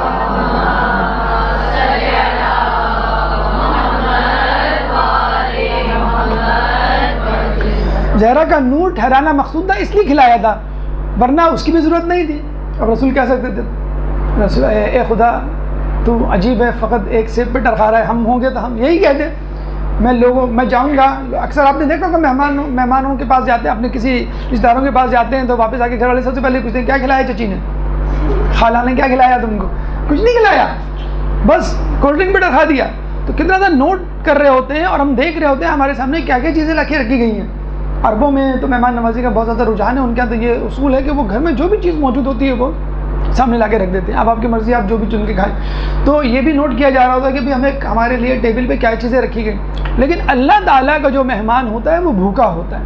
اب آپ کو پسند آئے یا نہ آئے، اللہ تعالیٰ کا جو مہمان ہوتا ہے وہ بھوکا ہوتا ہے. رسول اللہ اس کی بہترین مثال ہے. دوسری بات ہے خود ماہ رمضان میں اللہ تعالیٰ مہمان بنا رہا ہے، اور مہینوں میں مہمان نہیں بنا رہا. کیوں نہیں بنا رہا؟ اس مہینے آپ کھا بھی رہے ہوتے ہیں اور ٹھیک ہے آپ کی مرضی ہوتی ہے، لیکن اللہ تعالیٰ ماہ رمضان میں کمپلسری کر رہا ہوتا ہے کہ نہیں تم کو بھوکا رہنا ہے. بھوکے رہو گے تو میری طرف متوجہ ہوگی. دیکھیں فطری سی بات ہے، آپ نے خود بھی غور کیا ہوگا. بلکہ ابھی کسی بھی دن روزہ رکھیں، ماہ رمضان میں روزہ رکھیں، افطار سے پہلے افطار کے بعد آپ اپنی طبیعت کو دیکھ لیں. افطار سے پہلے تسبیح اور افطار کے بعد ریموٹ کنٹرول. یہی فرق ہوتا ہے نا. کتنی جلدی انسان جو ہے 180 ڈگری پہ آ جاتا ہے، حتیٰ کہ نشست و برخاست کا انداز بدل جاتا ہے. کیسے دو زانوں اور سر جھکا کے بیٹھے ہوئے ہوتے ہیں. آپ جو ہے افطار سے پہلے افطار کے بعد دیکھیں آپ تمیز سے بیٹھ جاؤ کس طرح بیٹھے ہوئے. امی اٹھائی نہیں جا رہا. افطار کے بعد ہماری جو حالت ہو رہی ہوتی ہے. تو اللہ تعالیٰ کا مہمان وہ ہے جو بھوکا ہے. اور ویسے بھی یہ ہم آپ کو پہلے بھی دروس میں بتا چکے ہیں کہ پیغام رمضان بھوک ہے، بسیار خوری نہیں ہے. جو ہم افطار کے وقت، سحری کے وقت اور رات بھر جو 8 گھنٹے 10 گھنٹے ہم گزار رہے ہوتے ہیں، مسلسل ہم کھا رہے ہوتے ہیں، ہر گھنٹے کچھ نہ کچھ کھا رہے ہوتے ہیں. عرب میں تو یہ طریقہ ہے کہ ایک کمرہ کھانے کے لیے مخصوص کر دیا جاتا ہے اور وہاں صرف کھانے پینے کی چیزیں ہوتی ہیں. جس کو بھی کچھ کھانا ہو رات کے کسی بھی حصے میں چلا جائے. ہم تو غریب غربا لوگ ہیں، ہم جو ہے ٹیبل پہ دہی بڑے اور چھولے یا چھپا کے فریج میں رکھ دیتے ہیں. میرے چھولے کس نے کھا لیے، میرا شربت کس نے پی لیا. اس پہ جھگڑا ہو رہا ہوتا ہے. چلتے پھرتے فریج کا دروازہ اتنی مرتبہ کھل رہا ہوتا ہے جتنا فیس بک نہیں کھلتا ہے. تو فیس بک سے زیادہ جو ہم فریج کا دروازہ کھول رہے ہوتے ہیں ماہ رمضان میں. تو ماہ رمضان جو ہے بھوک کا میسیج دے رہا ہے، پیغام دے رہا ہے، اور اللہ تعالیٰ اس بھوک کو پسند کرتا ہے. واقعہ بھی آپ سن رہے ہیں، خود رسول اللہ کی جو معراج کی دعوت ہے وہ بھی آپ نے دیکھ لی کہ رسول اللہ کو کیا دیا گیا. تو یہ وہ دعوت ہے جو صرف بھوکا رہنا. اچھا یہ بھوک بھوکوں کے لیے نہیں ہے، یہ ان کو لیے جو روزے دار ہیں. بھوکا اور روزے دار فرق ہوتا ہے. بھوکا وہ جس کو کھانا نہ ملے وہ بھوکا ہے، غریب غربا بھی بھوکے بولتے، لیکن روزے دار وہ ہے جس نے اپنے اختیار سے بھوک کو اختیار کیا ہے. یہ ہے اللہ تعالیٰ کا حقیقی مہمان. اچھا آپ نے نوٹ کیا ہوگا، جیسے بھی میں نے بتایا کہ اگر کوئی شخص جاتا ہے کسی گھر میں تو اس کی ہر چیز کا خیال رکھا جاتا ہے. آپ کو پسینہ آ رہا ہے، خیریت، آپ کو ہوا نہیں لگ رہی، آپ پنکھے کا جو ہے وہ رخ اس کی طرف کر دیتے. آپ کب سے نکلے گھر، ارے آپ گھر سے بہت دیر سے نکلے ہوئے، آپ جو ہے وہ کچھ کھا بھی لیں، کھانا ہم لگا دیں گے، فی الحال آپ یہ لے لیں. تو آپ ہر چیز کا اس کا خیال کر رہے ہوتے ہیں، جب حتیٰ کہ گفتگو میں بھی احتیاط کر رہے ہوتے ہیں. مہمان جو حقیقی مہمان ہوتا ہے اس کا اختیار کر. اللہ تعالیٰ اپنے مہمان کا اس مہینے میں بہت خیال کر رہا ہوتا ہے. اور اللہ تعالیٰ کیا خیال کرے گا؟ یعنی اللہ تعالیٰ کیا آپ کو آسائش آرام دے سکتا ہے؟ کیونکہ بھوک کہہ کر اس نے بتلا دیا کہ مجھ سے تم کھانے پینے کی توقع مت کرنا، تم بھوکے رہ کے آؤ گے تب میں تمہاری مہمان نوازی کروں گا. دیکھیے اللہ تعالیٰ چاہتا ہے کہ میرا بندہ ماہ رمضان میں روزے کے دوران اس طرح رہے کہ اس کو فائدہ ہی فائدہ ملے، کچھ بھی نہ کرے. ہم جیسے نکھٹو نکمے جو ہیں بس بستر پہ بیٹھے ہوئے، صوفے پہ بیٹھے ہوئے، لیٹے ہوئے جو ہے خلاؤں میں گھر رہے ہوتے ہیں، کیا کر رہے ہیں؟ کچھ نہیں کر رہے ہیں. تو جب آپ کچھ نہیں کر رہے ہوتے ہیں اس پہ بھی اللہ تعالیٰ کہتا ہے کہ تمہاری سانسیں تسبیح، تمہارے سانسیں تسبیح، جس کے لیے سورہ جمعہ آیت نمبر 1 میں اللہ تعالیٰ کیا فرماتا ہے؟ للہ ما فی السماوات یسبح للہ ما فی السماوات و ما فی الارض.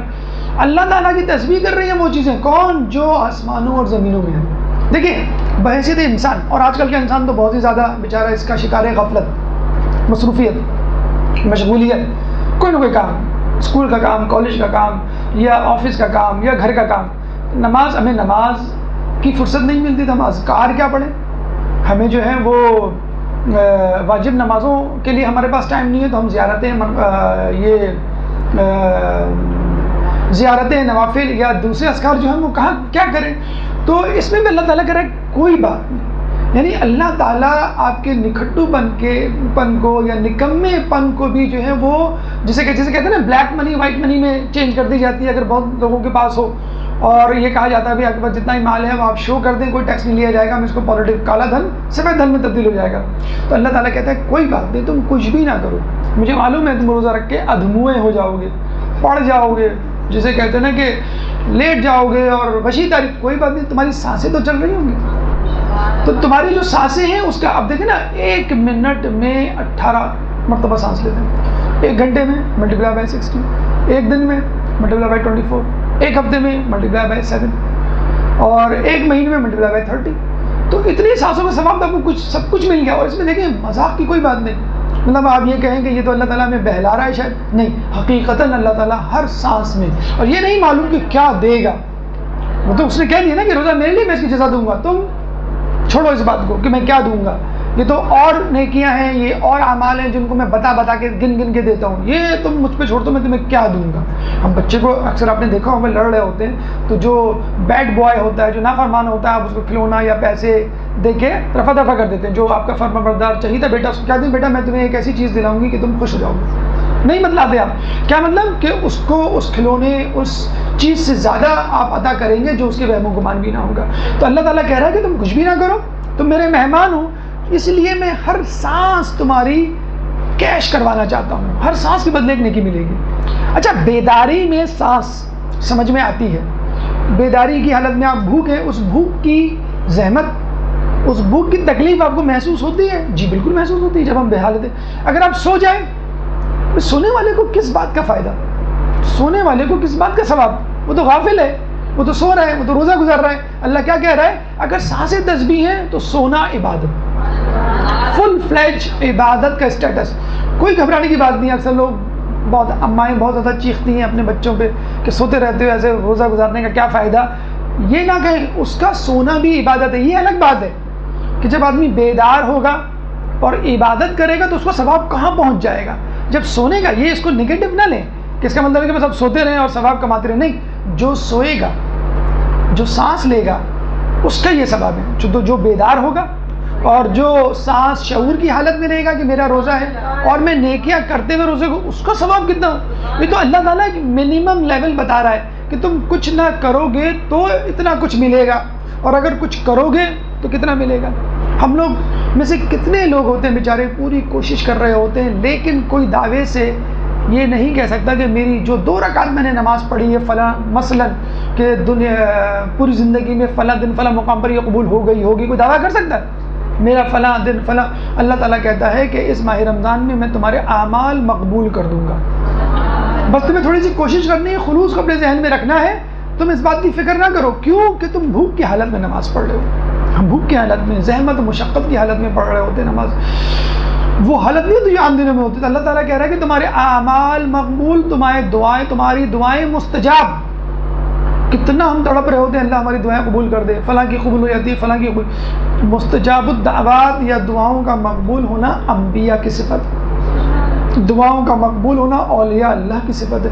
اللہ تعالیٰ آپ کو بیٹھے بٹھائے آپ کے گھر میں فقط روزہ رکھ کر، کچھ کر کے نہیں. ایک تو ہوتا ہے نا کہ آپ نے خوب نمازیں پڑھی، آپ نے خود عبادات کی اور پھر آپ اس لیول پر پہنچے، لیکن اللہ کہہ رہا ہے کہ تمہیں میں اس لیول پر ویسے ہی پہنچا دوں گا، بس تم روزہ رکھ لو، کچھ بھی نہ کرو تو بھی، اور تمہاری دعائیں جو ہیں وہ مستجاب. پھر اللہ کے رسول کے فرما رہے ہیں کہ جب اللہ تعالیٰ نے اتنا کچھ دے دیا تو ایک چیز یاد رکھنا، اگر وہ چیز نہیں دی تو سب کچھ دینے کے باوجود تم خالی ہاتھ وہاں سے واپس لوٹ. کیا؟ توفیقات خداوندی. ہم کہتے ہیں نا کہ اللہ آپ کی توفیق میں اضافہ کرے، تو یہ جو توفیق ہے وہ اللہ تعالیٰ سب کو نہیں دیتا. کس کو دیتا ہے؟ جو ماہ رمضان کا منتظر ہو، ماہ رمضان کا انتظار کر رہا ہو، اس کے لیے تیاری کر رہا ہو. ہر شخص کو نہیں دے گا، یعنی جو بے فکرہ ہو بلکہ ایک ٹینشن میں مبتلا ہو رہا ہو. اکثر لوگوں کو خدا نخواستہ دیکھا گیا ہے کہ وہ گن رہے ہوتے ہیں 10 روزے رہ گئے، 5 روزے رہ گئے، 3 روزے رہ گئے، بس کل کا آخری روزہ ہے پھر چھٹی. ایسے لوگوں کو کیا ماہ رمضان دے گا؟ اللہ تعالیٰ کیا دے گا؟ دے گا تو ان لوگوں کو دے گا جو یہ کہتے ہیں کہ اللہ کاش سارا سال ماہ رمضان رہے. جیسے کہ حدیث میں آیا ہے، اللہ کے رسول فرماتے ہیں کہ دیکھو تم اس میں دعا کرنا کہ اللہ تعالیٰ تمہیں روزہ رکھنے اور تلاوت قرآن کی توفیق دے. پھر یہ بھی کہہ رہے ہیں اللہ کے رسول کہ بدبخت ہوگا وہ شخص جو کہ غفران الہی سے محروم رہ گیا. جب اللہ تعالیٰ نے تمہاری سانسوں کو تسبیح قرار دے دیا، تمہارے اعمال کو پہلے سے اپروو کر دیا، یعنی یوں سمجھ لیجئے بلینک چیک پہ دستخط کر دیا، اور اب تم اماؤنٹ لکھ دو تمہیں کتنی چاہیے، 10 نہیں کیا چاہیے، 10 لاکھ چاہیے، 10 کروڑ، 10 ارب، کتنی چاہیے. تو جب یہ سب کچھ کر دیا اس کے باوجود اگر تم کو ماہ رمضان سے استفادہ نہیں ہوا تو تم سے زیادہ بدبخت، اس شخص سے زیادہ بدبخت کوئی شخص نہیں. تو ماہ رمضان بہت زیادہ فضیلت کا مہینہ، رحمت، برکت اور مغفرت کا مہینہ ہے، اللہ کا مہینہ ہے. ہم اللہ کے مہمان ہیں. اگر آپ نے اس کی اہمیت، مرتبہ، مقام کو نہ سمجھا اور اپنے آپ کو آمادہ نہیں کیا، آپ فقط اپنے آپ کو آمادہ کر لیں، اپنے آپ کو بھوکا رکھ لیں اور خلوص نیت سے روزہ رکھ لیں، تو بھی انشاءاللہ اللہ تعالیٰ تمام فضائل جن کا تذکرہ کیا گیا ہے وہ آپ کو دے دے گا. لیکن بشرط یہ کہ آپ ذہنی طور پہ تیار ہوں اور اندرونی طور پہ، قلبی طور پہ اپنے آپ کو اس کے لیے پیش کریں کہ ہاں میں تمہارا منتظر ہوں، میں تمہارا انتظار کر رہا ہوں. ایک درود پڑھ دیں محمد علیہ وسلم.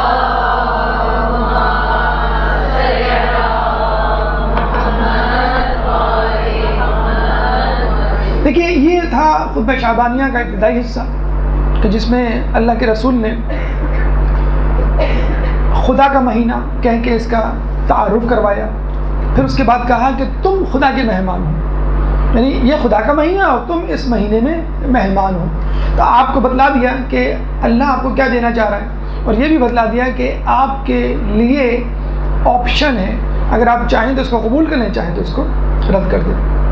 اب جو ابتدائی حصہ جو قدر طویل حصہ ہے 80% اور خطبہ شعبانیہ ہے، ان اعمال کے بارے میں ہے کہ جس کو آپ کو انجام دینا ہے اس ماہ رمضان میں، روزے کے دوران یا ماہ رمضان کے دوران. دیکھیے اللہ کے رسول، پھر وہی بات کہ ہم نے دیکھا خطبہ شعبانیہ کو اللہ تعالیٰ نے، اللہ کے رسول نے ایک ہیڈ لائن نیوز سے شروع کیا کہ یہ خطبہ شعبانیہ، یہ مہینہ اللہ کا مہینہ ہے. بس ہم مینٹلی پریپیئر ہو گئے کہ بس سب کچھ ہوگا اس میں، سارا خیر اس میں پوشیدہ ہوگا. اب اللہ کے رسول بتلا رہے ہیں کہ تمہیں اس مہینے میں کیا کرنا ہے. اس کی ابتدا کیسے کر رہے ہیں اللہ کے رسول کہ لوگوں ماہ رمضان کی بھوک پیاس سے قیامت کی بھوک پیاس کو یاد کرو. دیکھیے اوپننگ سینٹنس ہے. دیکھیے یہ آپ معصومین کے کلام کو پڑھیں، قرآن کو پڑھیں، خدا کے کلام کو، تو آپ کو اندازہ ہوگا کہ ان کی ہر سطر، ہر جملہ، ہر کلمہ جو ہے ایک حکمت لیے ہوئے ہوتا ہے. دیکھیں ہمارے یہاں آپ کو معلوم ہے فروع دین سے زیادہ کی اہمیت اصول دین کی ہے. اصول دین اگر آپ نہیں اپنائیں، اس پہ اعتقاد رکھیں تو آپ جنت میں نہیں جا سکتے. فروع دین میں آپ اپنی سزا بھگت کے جائیں گے. ٹھیک. اچھا اصول دین میں مجھے بتلائیے، اصول دین میں سب کے سب امپورٹنٹ ہیں، اہم ہے، کسی ایک کو بھی انکار کیا آپ جو ہے وہ نکل گئے اسلام سے. تو اصول دین میں کون سا اصول اہم ہے؟ ہمارے پاس 5 اصول دین ہیں: توحید، عدل، نبوت، امامت، قیامت. ان 5 میں سب سے اہم اصول دین کیا ہے؟ لوگ کہتے ہیں کہ آپ امامت کر رہے ہیں، لوگ کہتے ہیں توحید، کیونکہ توحید ہی تو ہے جو سب کچھ ہے. توحید ہے، خدا ہے وہ نبی بھیج رہا ہے، نبی ہے تو اپنے پیچھے امام چھوڑ کے جا رہا ہے، خدا ہے تو وہ عدل کر رہا ہے، خدا نہ ہو تو عدل نہ ہو سکے، اور پھر اس کے بعد قیامت ہے. جو سب سے آخر میں ہے ہمارے خیال میں سب سے زیادہ اہم وہ ہے. اگر فرض کر لیجئے آپ کو کہا جائے کہ خدا ہے، لیکن خدا تم سے قیامت میں کچھ نہیں پوچھے گا، تو آپ اور میں کیا نیکی کریں گے؟ جب ہم کو یہ معلوم، بہت ہی کم لوگ ہوں گے سلیم الفطر جو ہے مولا علی کی طرح کہیں گے میں تیری عبادت اس لیے کرتا ہوں کہ تو عبادت کے قابل ہے، عبادت کے منصب کے قابل ہے، میں جنت کی لالچ میں یا جہنم کے خوف سے نہیں کر رہا. تو قیامت کا خوف اگر ایک اسٹوڈنٹ کو بتا دیا جائے بیٹا آپ اسکول آئیں، پڑھیں لکھیں، جو بھی کرنا کریں، امتحان نہیں ہوگا، کچھ نہیں پوچھا جائے گا، آپ اگلی کلاس میں چلے جائیں گے، تو کیا آپ جو ہے نیک کام کریں؟ کبھی نہیں کریں گے. تو قیامت کا جو کانسیپٹ ہے، ٹھیک ہے خدا ہوگا تو قیامت ہوگی، لیکن ہمیں سدھارنے کے حوالے سے، تزکیہ نفس کے حوالے سے، دیکھیں آپ کو خدا کی معرفت پہ دروس دے دیے جائیں تو ہو سکتا ہے وہ معرفت نہ پیدا ہو، لیکن آپ کو بتا دیا قیامت میں اس چیز کا احسان ہوگا تو اللہ تعالیٰ انسان جو ہے فوری طور پہ اللہ تعالیٰ کی اطاعت پہ راضی ہو جائے گا، فوراً تیار ہو جائے گا. تو رسول کیا فرما رہے ہیں؟ خدا کا ذکر نہیں، نبی کا ذکر نہیں، امام کا ذکر نہیں، عدل کا ذکر نہیں. کہہ رہے ہیں کہ اس ماہ رمضان میں یاد قیامت کو یاد کرو. کس طرح؟ بھوک پیاس کی حالت میں، جس طرح آدمی یا قیامت کے دن بھوک پیاس کی حالت میں ہوگا. اور یہ بھوک پیاس ہر کسی کو گزرنا ہے. جو بدکار ہوں گے وہ جہنم کی طرف جو ہے وہ ہکا دیے جائیں گے، اور پھر وہ وہاں پر حمیم گرم پانی سے پیاس بجھانے کی کوشش کریں گے، زقوم کڑوے پھل سے بھوک مٹانے کی کوشش کریں گے، لیکن نہ بھوک مٹے گی نہ پیاس. اور جو جنتی ہوں گے اور جو خوش بخت لوگ ہوں گے ان کو جنت کی طرف لے جایا جائے گا، حوض کوثر سے سیراب ہوں گے، پھر اس کے بعد کبھی بھی ان کو پیاس نہیں لگے گی. لیکن بہرحال جو بھوک پیاس کا عرصہ ہے محشر کا، جنت یا دوزخ میں جانے سے پہلے، وہ برداشت تو ہر کسی کو کرنا ہے. تو اللہ کہہ رہا ہے کہ ماہ رمضان میں جو بھوک پیاس تم کو لگے گی، تم قیامت کی بھوک پیاس کو یاد کرو. دیکھیں فطری بات ہے، ایک اسٹوڈنٹ ہے، آپ ہیں یا کوئی بھی ہے، آپ اس کو کہہ دیا جائے کہ بھائی 1 مہینے بعد امتحان ہے، 1 ہفتے بعد امتحان ہے، تو سب سے پہلے اس کو کیا فکر ہوگی کہ میں کیا کروں، میں کیا کتابیں خریدوں، میں کیا پڑھوں، کیا چیزیں انجام دوں. اگر کسی شخص کو یہ کہہ دیا جائے کہ بھائی تمہیں 1 ہفتے بعد مر جانا ہے، تو سب سے پہلے جو ہمارے خیال میں، آپ بھی متفق ہوں گے اس بات سے، جو آپ کے ذہن میں خیال آتا ہے وہ یہ کہ میں نے کسی کا حق تو نہیں مارا، کسی کو ناراض تو نہیں کیا. ہم حج اور زیارت میں بھی جا رہے ہوتے ہیں تو سب سے پہلے ہمیں فکر اس بات کی ہوتی ہے کہ لوگوں سے اپنی معافی تلافی کر لیں. کیوں؟ کہ اپنا یعنی میرا اور خدا کا معاملہ تو ذاتی معاملہ ہے، میں بخشوا لوں گا اپنے آپ کو خدا. لیکن قیامت میں آپ کو معلوم ہے کہ آپ کو لوگوں کے حقوق دینے ہوں گے، اور اس دینے میں لینے کے دینے بڑھ جائیں گے. ایک ایک نیکی کے لیے انسان بھاگ رہا ہوگا، دوڑ رہا ہوگا، اور کہہ رہا ہوگا کہ میں نے تم پہ احسان کیا اور تم بھی جو ہے اس کے بدلے مجھے کچھ دو. تو کہتے ہیں اس کو اپنی نیکیاں دینی پڑ جائیں گی. ہم قرض کتنی آرام سے لے لیتے ہیں، پتہ ہی نہیں ہوتا ہے. سیاستدانوں کا تو خیر حال ہی کیا، قرض کے 1 درہم 1 روپیہ سمجھ لیجئے کہ بدلے 700 مقبول نمازیں دینی پڑیں گی. ہمیں تو ایک نماز کا نہیں پتہ جو مقبول ہوئی ہو. 700 مقبول نمازیں دینی پڑیں گی 1 درہم. آپ نے کسی کا کھایا ہو، اگر نیت نہ کی ہو، وہ ایک الگ بات ہے، نیت ہے دے نہیں سکتے کسی مجبوری کی بنیاد پر، لیکن نیت نہیں ہے اور دے بھی سکتے ہیں تو اور بھی زیادہ برا ہے. تو قیامت کی گرمی کو یاد کرو، اور اس میں جو ہے آپ جب قیامت کو یاد کریں گے تو سب سے پہلے جو خیال آتا ہے کہ میں نے کسی کے ساتھ کوئی زیادتی تو نہیں کی. ابھی دیکھیں نیمہ شعبان میں کیسے واٹس ایپ چلے تھے، کراچی اور اس کے مضافات میں معافی تلافی کا وقت ہو گیا ہے، اور کینہ حسد رکھنے والے اپنے اپنے دلوں سے رجوع کریں، یعنی کینہ حسد رکھتے رہے اور معافی تلافی بہرحال. تو بڑے مزے کا لوگوں نے کہا کہ بھئی آپ کے گھر میں بھائی بہن موجود ہیں، رشتہ داروں میں پاس پڑوس میں وہ موجود ہیں، کیا نام کے ناراض لوگ، لیکن آپ کو خود جا کے معافی مانگنے کی کوئی توفیق نہیں ہوتی. اس واٹس ایپ پہ آپ نے جو ہے وہ میسیج جو ہے وہ ہم چھانٹی کر رہے ہوتے ہیں، دیکھ رہے ہوتے ہیں کون سا اچھا میسیج ہے جو زیادہ اٹریکٹیو ہے، دل سے نکلے نہ نکلے، اور چلو بھائی بھیج دو، فلاں کو بھی بھیج دو. تو بہرحال تو یاد خدا سب سے پہلے آپ کو حقوق الناس، اور ویسے بھی کہا جاتا ہے شریعت اعتبار سے حقوق الناس زیادہ امپورٹنٹ ہے، کیونکہ حقوق اللہ یعنی عبادات، نیکیاں اور گناہ وہ تو آپ کا اور اللہ کا معاملہ، وہ آپ توبہ سے بھی، یعنی حقوق الناس میں فرض کر لیں آپ کسی کی چوری کرتے ہیں، اللہ سے کہیں مجھے معاف کر دے، اللہ معاف کر دے گا، لیکن جس کی چوری کی ہے قیامت میں آپ سے پیسہ مانگے گا، آپ سے کہے گا ماں یہ پاکستان کی گورنمنٹ یا دنیا کی حکومتیں تھوڑی ہیں کہ آپ جتنا چوری کیا اس کا 20% دے دیں اور چھٹ جائیں. اکثر ممالک میں ایسا ہوتا ہے کہ آپ کو یہ معاف کر دیا جاتا ہے. بہرحال تو آپ کیا کرتے ہیں، آپ لوگوں کو جو ہے وہ اللہ تعالیٰ کی یاد، قیامت کی یاد جب آتی ہے تو آپ حقوق الناس کی طرف.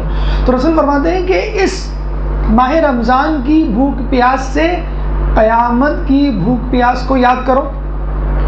پھر اس کے بعد فرماتے ہیں کہ غریبوں سے ہمدردی کرو، ان کو صدقہ دو، بزرگوں کا احترام کرو، چھوٹوں سے شفقت سے پیش آؤ، اور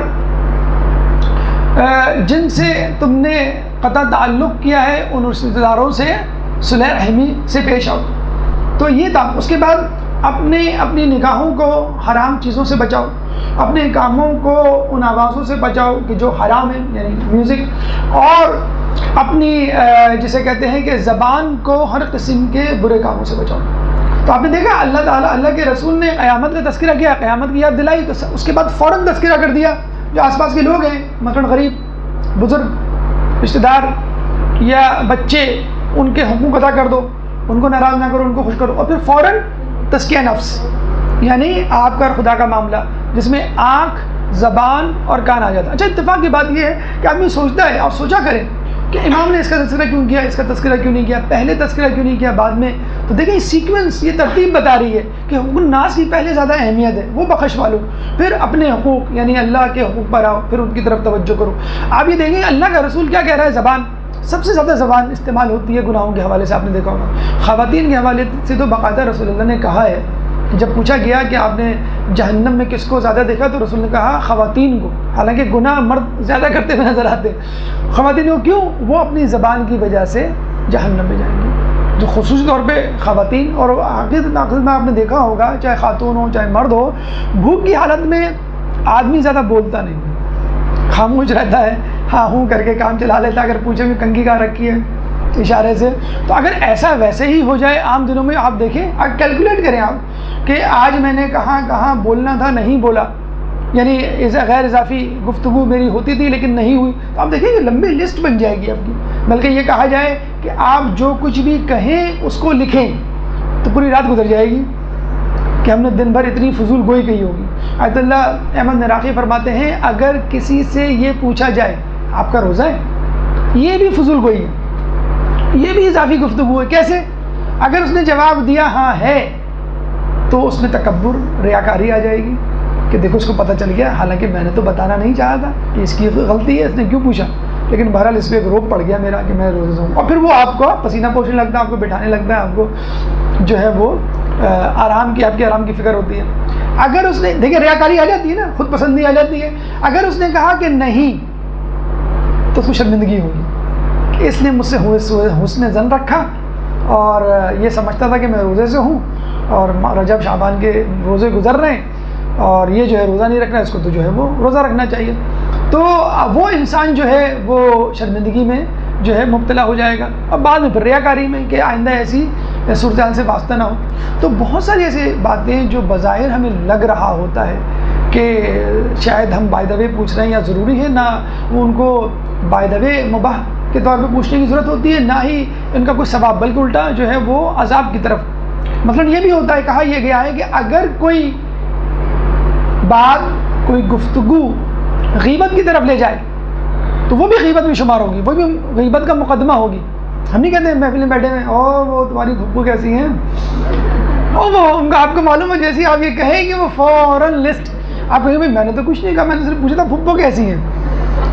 اگر آپ مطلب وہ بھویں اچکاتے ہوئے نہ بھی کہیں سمپل انداز سے تو وہ تیار ہیں بمبارمنٹ کے لیے، ہاں بھائی وہ ایسی ہیں، چچا کیسے ہیں، فلاں صاحب پڑوسی، یا جس کا بھی نام لے. تو جو مقدمہ ہوتا ہے گناہوں کا وہ بھی گناہوں میں ہی شمار ہوتا ہے کہ آپ نے اس کی ابتدا کیوں کی. بہرحال تو یاد ہے قیامت کے بعد ہم حقوق الناس کی فکر کریں. حقوق الناس کے بعد آپ اپنی جو ہے وہ گناہ اس کی فکر کریں کہ جس سے آپ گناہ کرتے ہیں. اچھا ہمارے یہاں حواس خمسہ 5 ہیں: دیکھنے کی حس، کھانے کی حس، چکھنے کی حس، یہ سونگھنے کی اور سننے کی اور چھونے کی. اس میں 3 حصوں کو رسول اللہ نے شامل کیا ہے، اور یہ 3 حصے زیادہ اہم ہیں. یعنی دیکھنا، سننا اور چکھنا یا بولنا، آپ جسے کہہ سکتے ہیں. تو یہ 3 چیزیں آپ نے دیکھا ہوگا ہم زیادہ استعمال کرتے ہیں حواس 5 میں: دیکھنا، بولنا اور سننا. اور ان کا ایسا آپ نے سنا ہوگا کہ اندھے ہیں، گونگے ہیں، بہرے ہیں، صم بکم عمی فهم لا یرجعون. ان تینوں کا جو ہے تذکرہ ہے کہ آپ ان تینوں چیزوں کو فوکس کر لیں. اکثر لوگ کہتے ہیں نا بھائی گناہ تو بہت سارے ہیں، ہزاروں ہیں، ہم کیا کریں؟ تو آنکھوں کے گناہوں سے بچا لیں اپنے آپ کو، بد نظری کا گناہ، زبان کے گناہوں سے بچا لیں، مثلا جھوٹ، تہمت یا غیبت، اور کانوں کے گناہوں سے بچا لیں، مثلا میوزک یا لغویات. تو ان چیزوں سے بچائیں. یاد قیامت کو یاد کریں، قیامت کو یاد کریں، اس کے بعد ناس کی ادائیگی کریں، فکر کریں، اور اس کے بعد اپنے آپ کو گناہوں سے اور بچائیں اور نیکیوں کی طرف آراستہ کریں. ایک درود پڑھ دیں محمد والے محمد.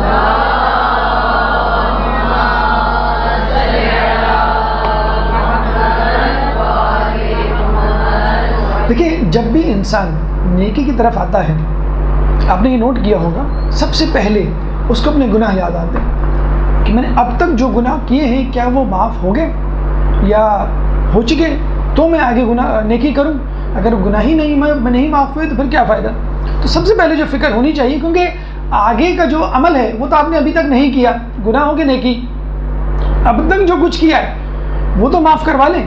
تو اللہ کے رسول فرماتے ہیں توبہ کے حوالے سے کہ اس مہینے میں اللہ تعالیٰ سے اپنے لیے توبہ طلب کرو، اور نماز کے اوقات میں اپنے ہاتھوں کو بلند کر لو، کیونکہ وہ لمحات ہیں کہ جن کے اوقات میں اللہ بندے کی طرف زیادہ ملتفت ہوتا ہے.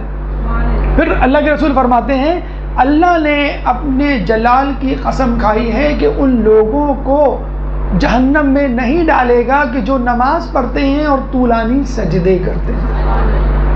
تو سب سے پہلا کام، جیسے ہی آپ کو یاد آئے قیامت کی، جیسے آپ کو یاد آئے اپنے گناہوں کی، ماہ رمضان میں سب سے پہلا کام یہ کرنا ہے کہ اپنے گناہوں کو بخشوانا ہے. دیکھیں، ہم نے پہلے ہی کہا آپ کو کہ جنت میں جانا کمال نہیں، جہنم سے بچانا جو ہے وہ اپنے آپ کو وہ زیادہ ضروری ہے. تو جیسے کہ آپ نے کہا کہ بدبخت ترین ہے وہ شخص جو اپنے آپ کو غفران الہی سے نہ بچائے. تو یہ جو جہنم سے بچانا ہے اور جو گناہوں سے اپنے آپ کو صاف کرنا، یہ بہت زیادہ ضروری ہے، کیونکہ یہ چیز آپ کو جہنم میں لے کے جائے گی، آپ کے گناہ. اور جب گناہ نہیں ہوں گے تو آپ خود بخود کوالیفائی کر جائیں گے جنت کے لیے. تو اپنے آپ کو سب سے پہلے توبہ کے لیے تیار کیجئے. توبہ کیا ہے؟ اپنے کیے پہ ندامت. کہتے ہیں یہ کافی ہے. اپنے کیے پر ندامت کا مطلب ہی یہی ہے کہ آپ اللہ تعالیٰ سے اپنے لیے توبہ طلب کر رہے ہیں. کہتے ہیں کہ ایک شخص سجدے میں تھا، موسیٰ علیہ السلام اس کے سامنے سے گزرے اور اللہ سے دعا مانگ رہا تھا، اپنی توبہ کر رہا تھا گناہوں کی. تو اللہ موسیٰ اتنی تضرع سے، اتنی خشوع اور خضوع سے کہ موسیٰ علیہ السلام نے دعا کی، اے اللہ اس کا گناہ معاف کر دو. جب دوبارہ شام کو وہاں سے گزرے تو پھر وہ دعا مانگ رہا ہے. تو موسیٰ علیہ السلام نے کہا کہ اللہ اتنی خشوع و خضوع سے یہ دعا مانگ رہا ہے، تو اس کا گناہ کیوں نہیں معاف کرتا؟ تو اللہ کے رسول وہ موسیٰ علیہ السلام کو اللہ تعالیٰ نے کیا وحی کی کہ اگر یہ قیامت تک ناک رگڑتا رہے اور دعا مانگتا رہے، توبہ کی طلب کرتا رہے، میں اس کو معاف نہیں کروں گا. تو موسیٰ علیہ السلام نے کہا کیوں؟ کہ اس لیے جو گناہ اس نے کیا تھا اس کی لذت ابھی تک اس کے دل میں ہے. یہ ہے سب سے بڑا ہمارے ساتھ. میوزک کے گناہ ہم نے کیے ہوئے ہوتے ہیں، کوئی اور گناہ ہم نے کیے ہوئے ہوتے ہیں، کسی کی اہانت کی بھی ہوتی ہے، اس کی لذت اکثر ہوتا ہے نا، فلاں نے مجھے یہ کہا تھا، میں نے ایسا جواب دیا، منہ لے کے رہ گئے. ابھی تک اس کو، لیکن میں نے توبہ کر لی تھی. نہیں، وہ توبہ قبول نہیں ہوئی، کیونکہ اس کی لذت ابھی تک. یہ وہ خاتون ہے نا، ہاں، جن کو میں نے محفل میں سب کے سامنے ذلیل کیا تھا، یہ چلی تھی مجھے ذلیل کرنے، تو وہ جو لذت ہے وہ ابھی تک آپ کے دل میں ہے. تو وہ گناہ جو ہے وہ ہمارا ایک اسٹوڈنٹ تھا، اس نے غلطی سے جو ہے وہ امریکہ میں سور کھا لیا. تو میں نے کہا عجیب آدمی ہو کہ تمہیں پتہ، مجھے پتہ ہی نہیں چلا، وہ ڈش میں اس طرح بنا کے لایا تھا. تو میں نے کہا تم نے توبہ کر لی؟ کہ ہاں توبہ کر لی. لیکن doctor it was so tasty. تو وہ سور کھا کے بھی انسان اگر یہ کہے بہت ٹیسٹی، تو اس کی کیا جسے کہتے ہیں کہ توبہ قبول ہوئی ہوگی. تو کچھ لوگوں سے پرانی فلمیں پرانے گانے یاد کر کے بھائی تمہیں پتہ نہیں ہے تمہارے ابا جو ہے وہ کیا کیا کرتے تھے یا فلاں جو ہے کس ہیرو کی شکل تھے، وہ اس کو یاد کر رہے ہوتے ہیں باقاعدہ کہ میں فلاں کی شکل کا ہم کا شکل تھا یا فلاں جو ہے میرا جو ہے وہ فیوریٹ تھا. تو یہ آپ لذت اٹھا رہے ہیں اور اس کی لذت ابھی تک آپ کے دل میں اس کے اندر وہ گناہ معاف نہیں ہوا. تو توبہ کریں، تمام لذتوں کو کھرچیں، اور ایک جو رکن ہے وہ یہ کہ آئندہ نہ کرنے کا عزم مصمم کریں. یہ نہیں کہ موقع ملا تو پھر ہاتھ صاف کر لوں گا، موقع ملا تو پھر گناہ کر ڈالوں گا، فائدہ اٹھا لوں گا، موقع نہیں مل رہا چلو رمضان آ گئے بریک آ گیا میں توبہ کر لوں. نہیں، آپ کے دل میں عزم مصمم ہو کہ میں وہ گناہ جو ہے وہ دوبارہ نہیں کروں گا. یہ اللہ تعالیٰ کی طرف سے کہ توبہ کر کے سب سے پہلے اپنے آپ کو 0 میٹر، جسے کہتے ہیں نا 0 میٹر گاڑی، کہ 0 میٹر بنائیں. اب جو ہے یہاں سے اپنا جو ہے وہ سفر کریں. اس کے بعد اللہ کے رسول افطار کروانے پہ توجہ دلاتے ہیں کہ اس ماہ میں افطار کروانے کا ثواب ایسا ہے کہ جیسے اس کو بخش دیا گیا ہو. تو کسی نے پوچھا جس کو جہنم سے رہائی مل گئی ہو، تو کسی نے کہا کہ اللہ کے رسول ہم کسی کو افطار کرانے کی سکت نہیں رکھتے. تو اللہ کے رسول نے فرمایا کہ دیکھو اپنے آپ کو جہنم کی آگ سے بچاؤ، چاہے نصف خرما نصف کھجور ہی کیوں نہ ہو، اور اپنے آپ کو آتش جہنم سے چھڑاؤ، چاہے وہ ایک گھونٹ پانی کیوں نہ ہو. اچھا، یہاں پر ایک بلاغت کلام اور جسے کہتے ہیں عربک لٹریچر کی پیک دیکھیے کہ اللہ کے رسول کس طرح آپ کو بتلا رہے ہیں کہ دیکھو جہنم میں جانے سے اپنے آپ کو بچاؤ، چاہے وہ نصف کھجور سے کیوں نہ ہو. اگر چلے گئے تو جہنم سے چھڑاؤ، چاہے وہ ایک گھونٹ پانی. یہی اسٹیپ ہوگا نا. پہلا اسٹیپ کیا ہے؟ جہنم میں جانے سے اپنے آپ کو بچائیں، کھجور سے بچا لیں. اگر چلے گئے اب کیا کریں؟ اس کا بھی ایک گھونٹ پانی کافی ہوگا. تو وہ آپ سنتے ہوں گے نا واقعہ کہ ایک چڑیا جو ہے وہ چونچ میں قطرہ پانی لے کے جا رہی تھی نمرود کو آگ کو بجھانے کے لیے. تو کسی نے ہنس کے کہا کہ اس ایک قطرے پانی سے نمرود کی آگ کہاں بجھے گی؟ تو اس نے کیا کہا کہ بجھے گی تو نہیں، لیکن کم از کم میرا نام ابراہیم علیہ السلام کے بچانے والوں میں تو لکھ دیا جائے گا.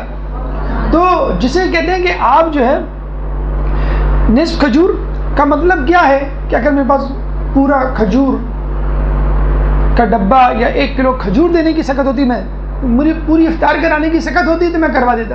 ایک گھونٹ پانی میں دے رہا ہوں، شربت پلانے کا ہوتا سزاوار یا سکت ہوتی تو میں پورا جو ہے اس کو شربت پلا دیتا. تو اس میں کوئی ایسا مذاق نہیں. لوگ اکثر کہتے ہیں کہ ابھی ہم تو خود افطار لینے والے ہیں، تو کیا آپ ایک کھجور، بلکہ نصف کھجور، بلکہ کچھ روایتوں میں آیا ہے کہ کھجور کی گٹلی پہ جو ریشہ رہ جاتا ہے اگر تم اس کو بھی دے کر اپنے آپ کو چھڑا سکتے ہو جہنم سے اور خدا سے توبہ اپنی قبول کروا سکتے ہو تو اس کو استعمال کرو. تو یہ بھی جسے کہتے ہیں کہ اللہ تعالیٰ کے کام بشرط یہ کہ خلوص، کیونکہ ماہ رمضان میں اصل چیز خلوص ہے. ویسے بھی انما الاعمال بالنیات، لیکن ماہ رمضان میں خصوصی طور پہ خلوص دیکھا جائے گا. ایک درود پڑھ دے محمد والے محمد.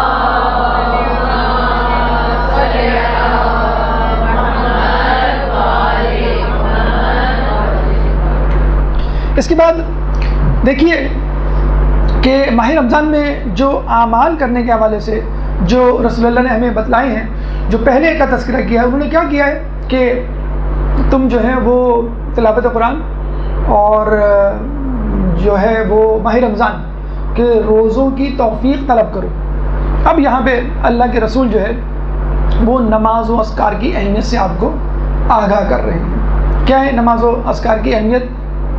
اللہ کے رسول فرما رہے ہیں کہ دیکھو اس مہینے میں مستحب نماز انسان کو جہنم سے آزاد کروائے گی، بخشش دلوائے گی. مستحب نماز اور واجب نماز انسان کو عام دنوں میں پڑھی جانے والی 70 نمازوں سے زیادہ یا اس کے برابر جو ہے وہ اجر دلوائے گی. اور جو شخص مجھ پر کثرت سے درود پڑھے گا قیامت کے دن اس کا میزان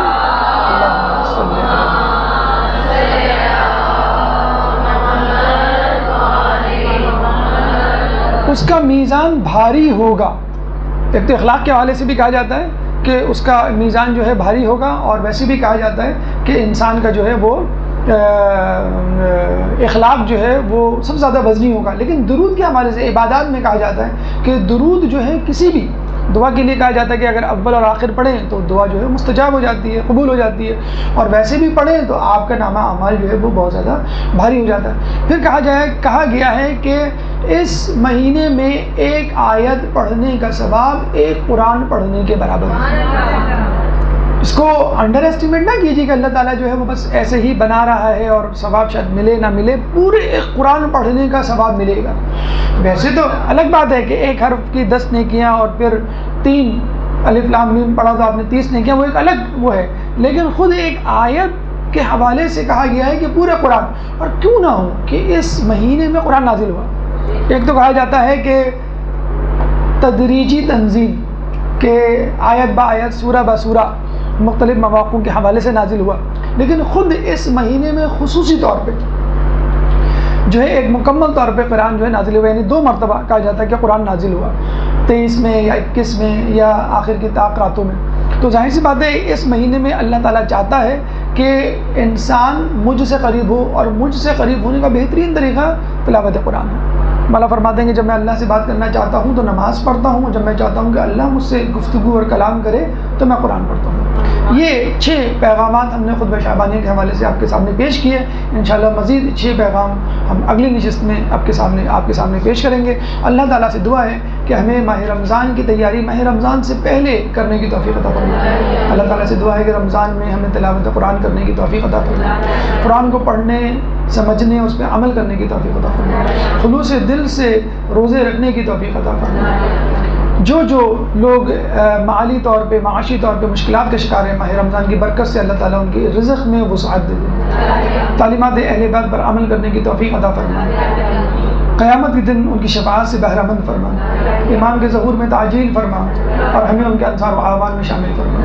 ربنا تقبل منا انك انت السميع العليم وتب علينا انك انت التواب الرحيم برحمتك يا ارحم الراحمين۔ اللجن اللجن يا مولا اللجن اللجن اللجن اللجن اللجن اللجن اللجن يا صاحب السماء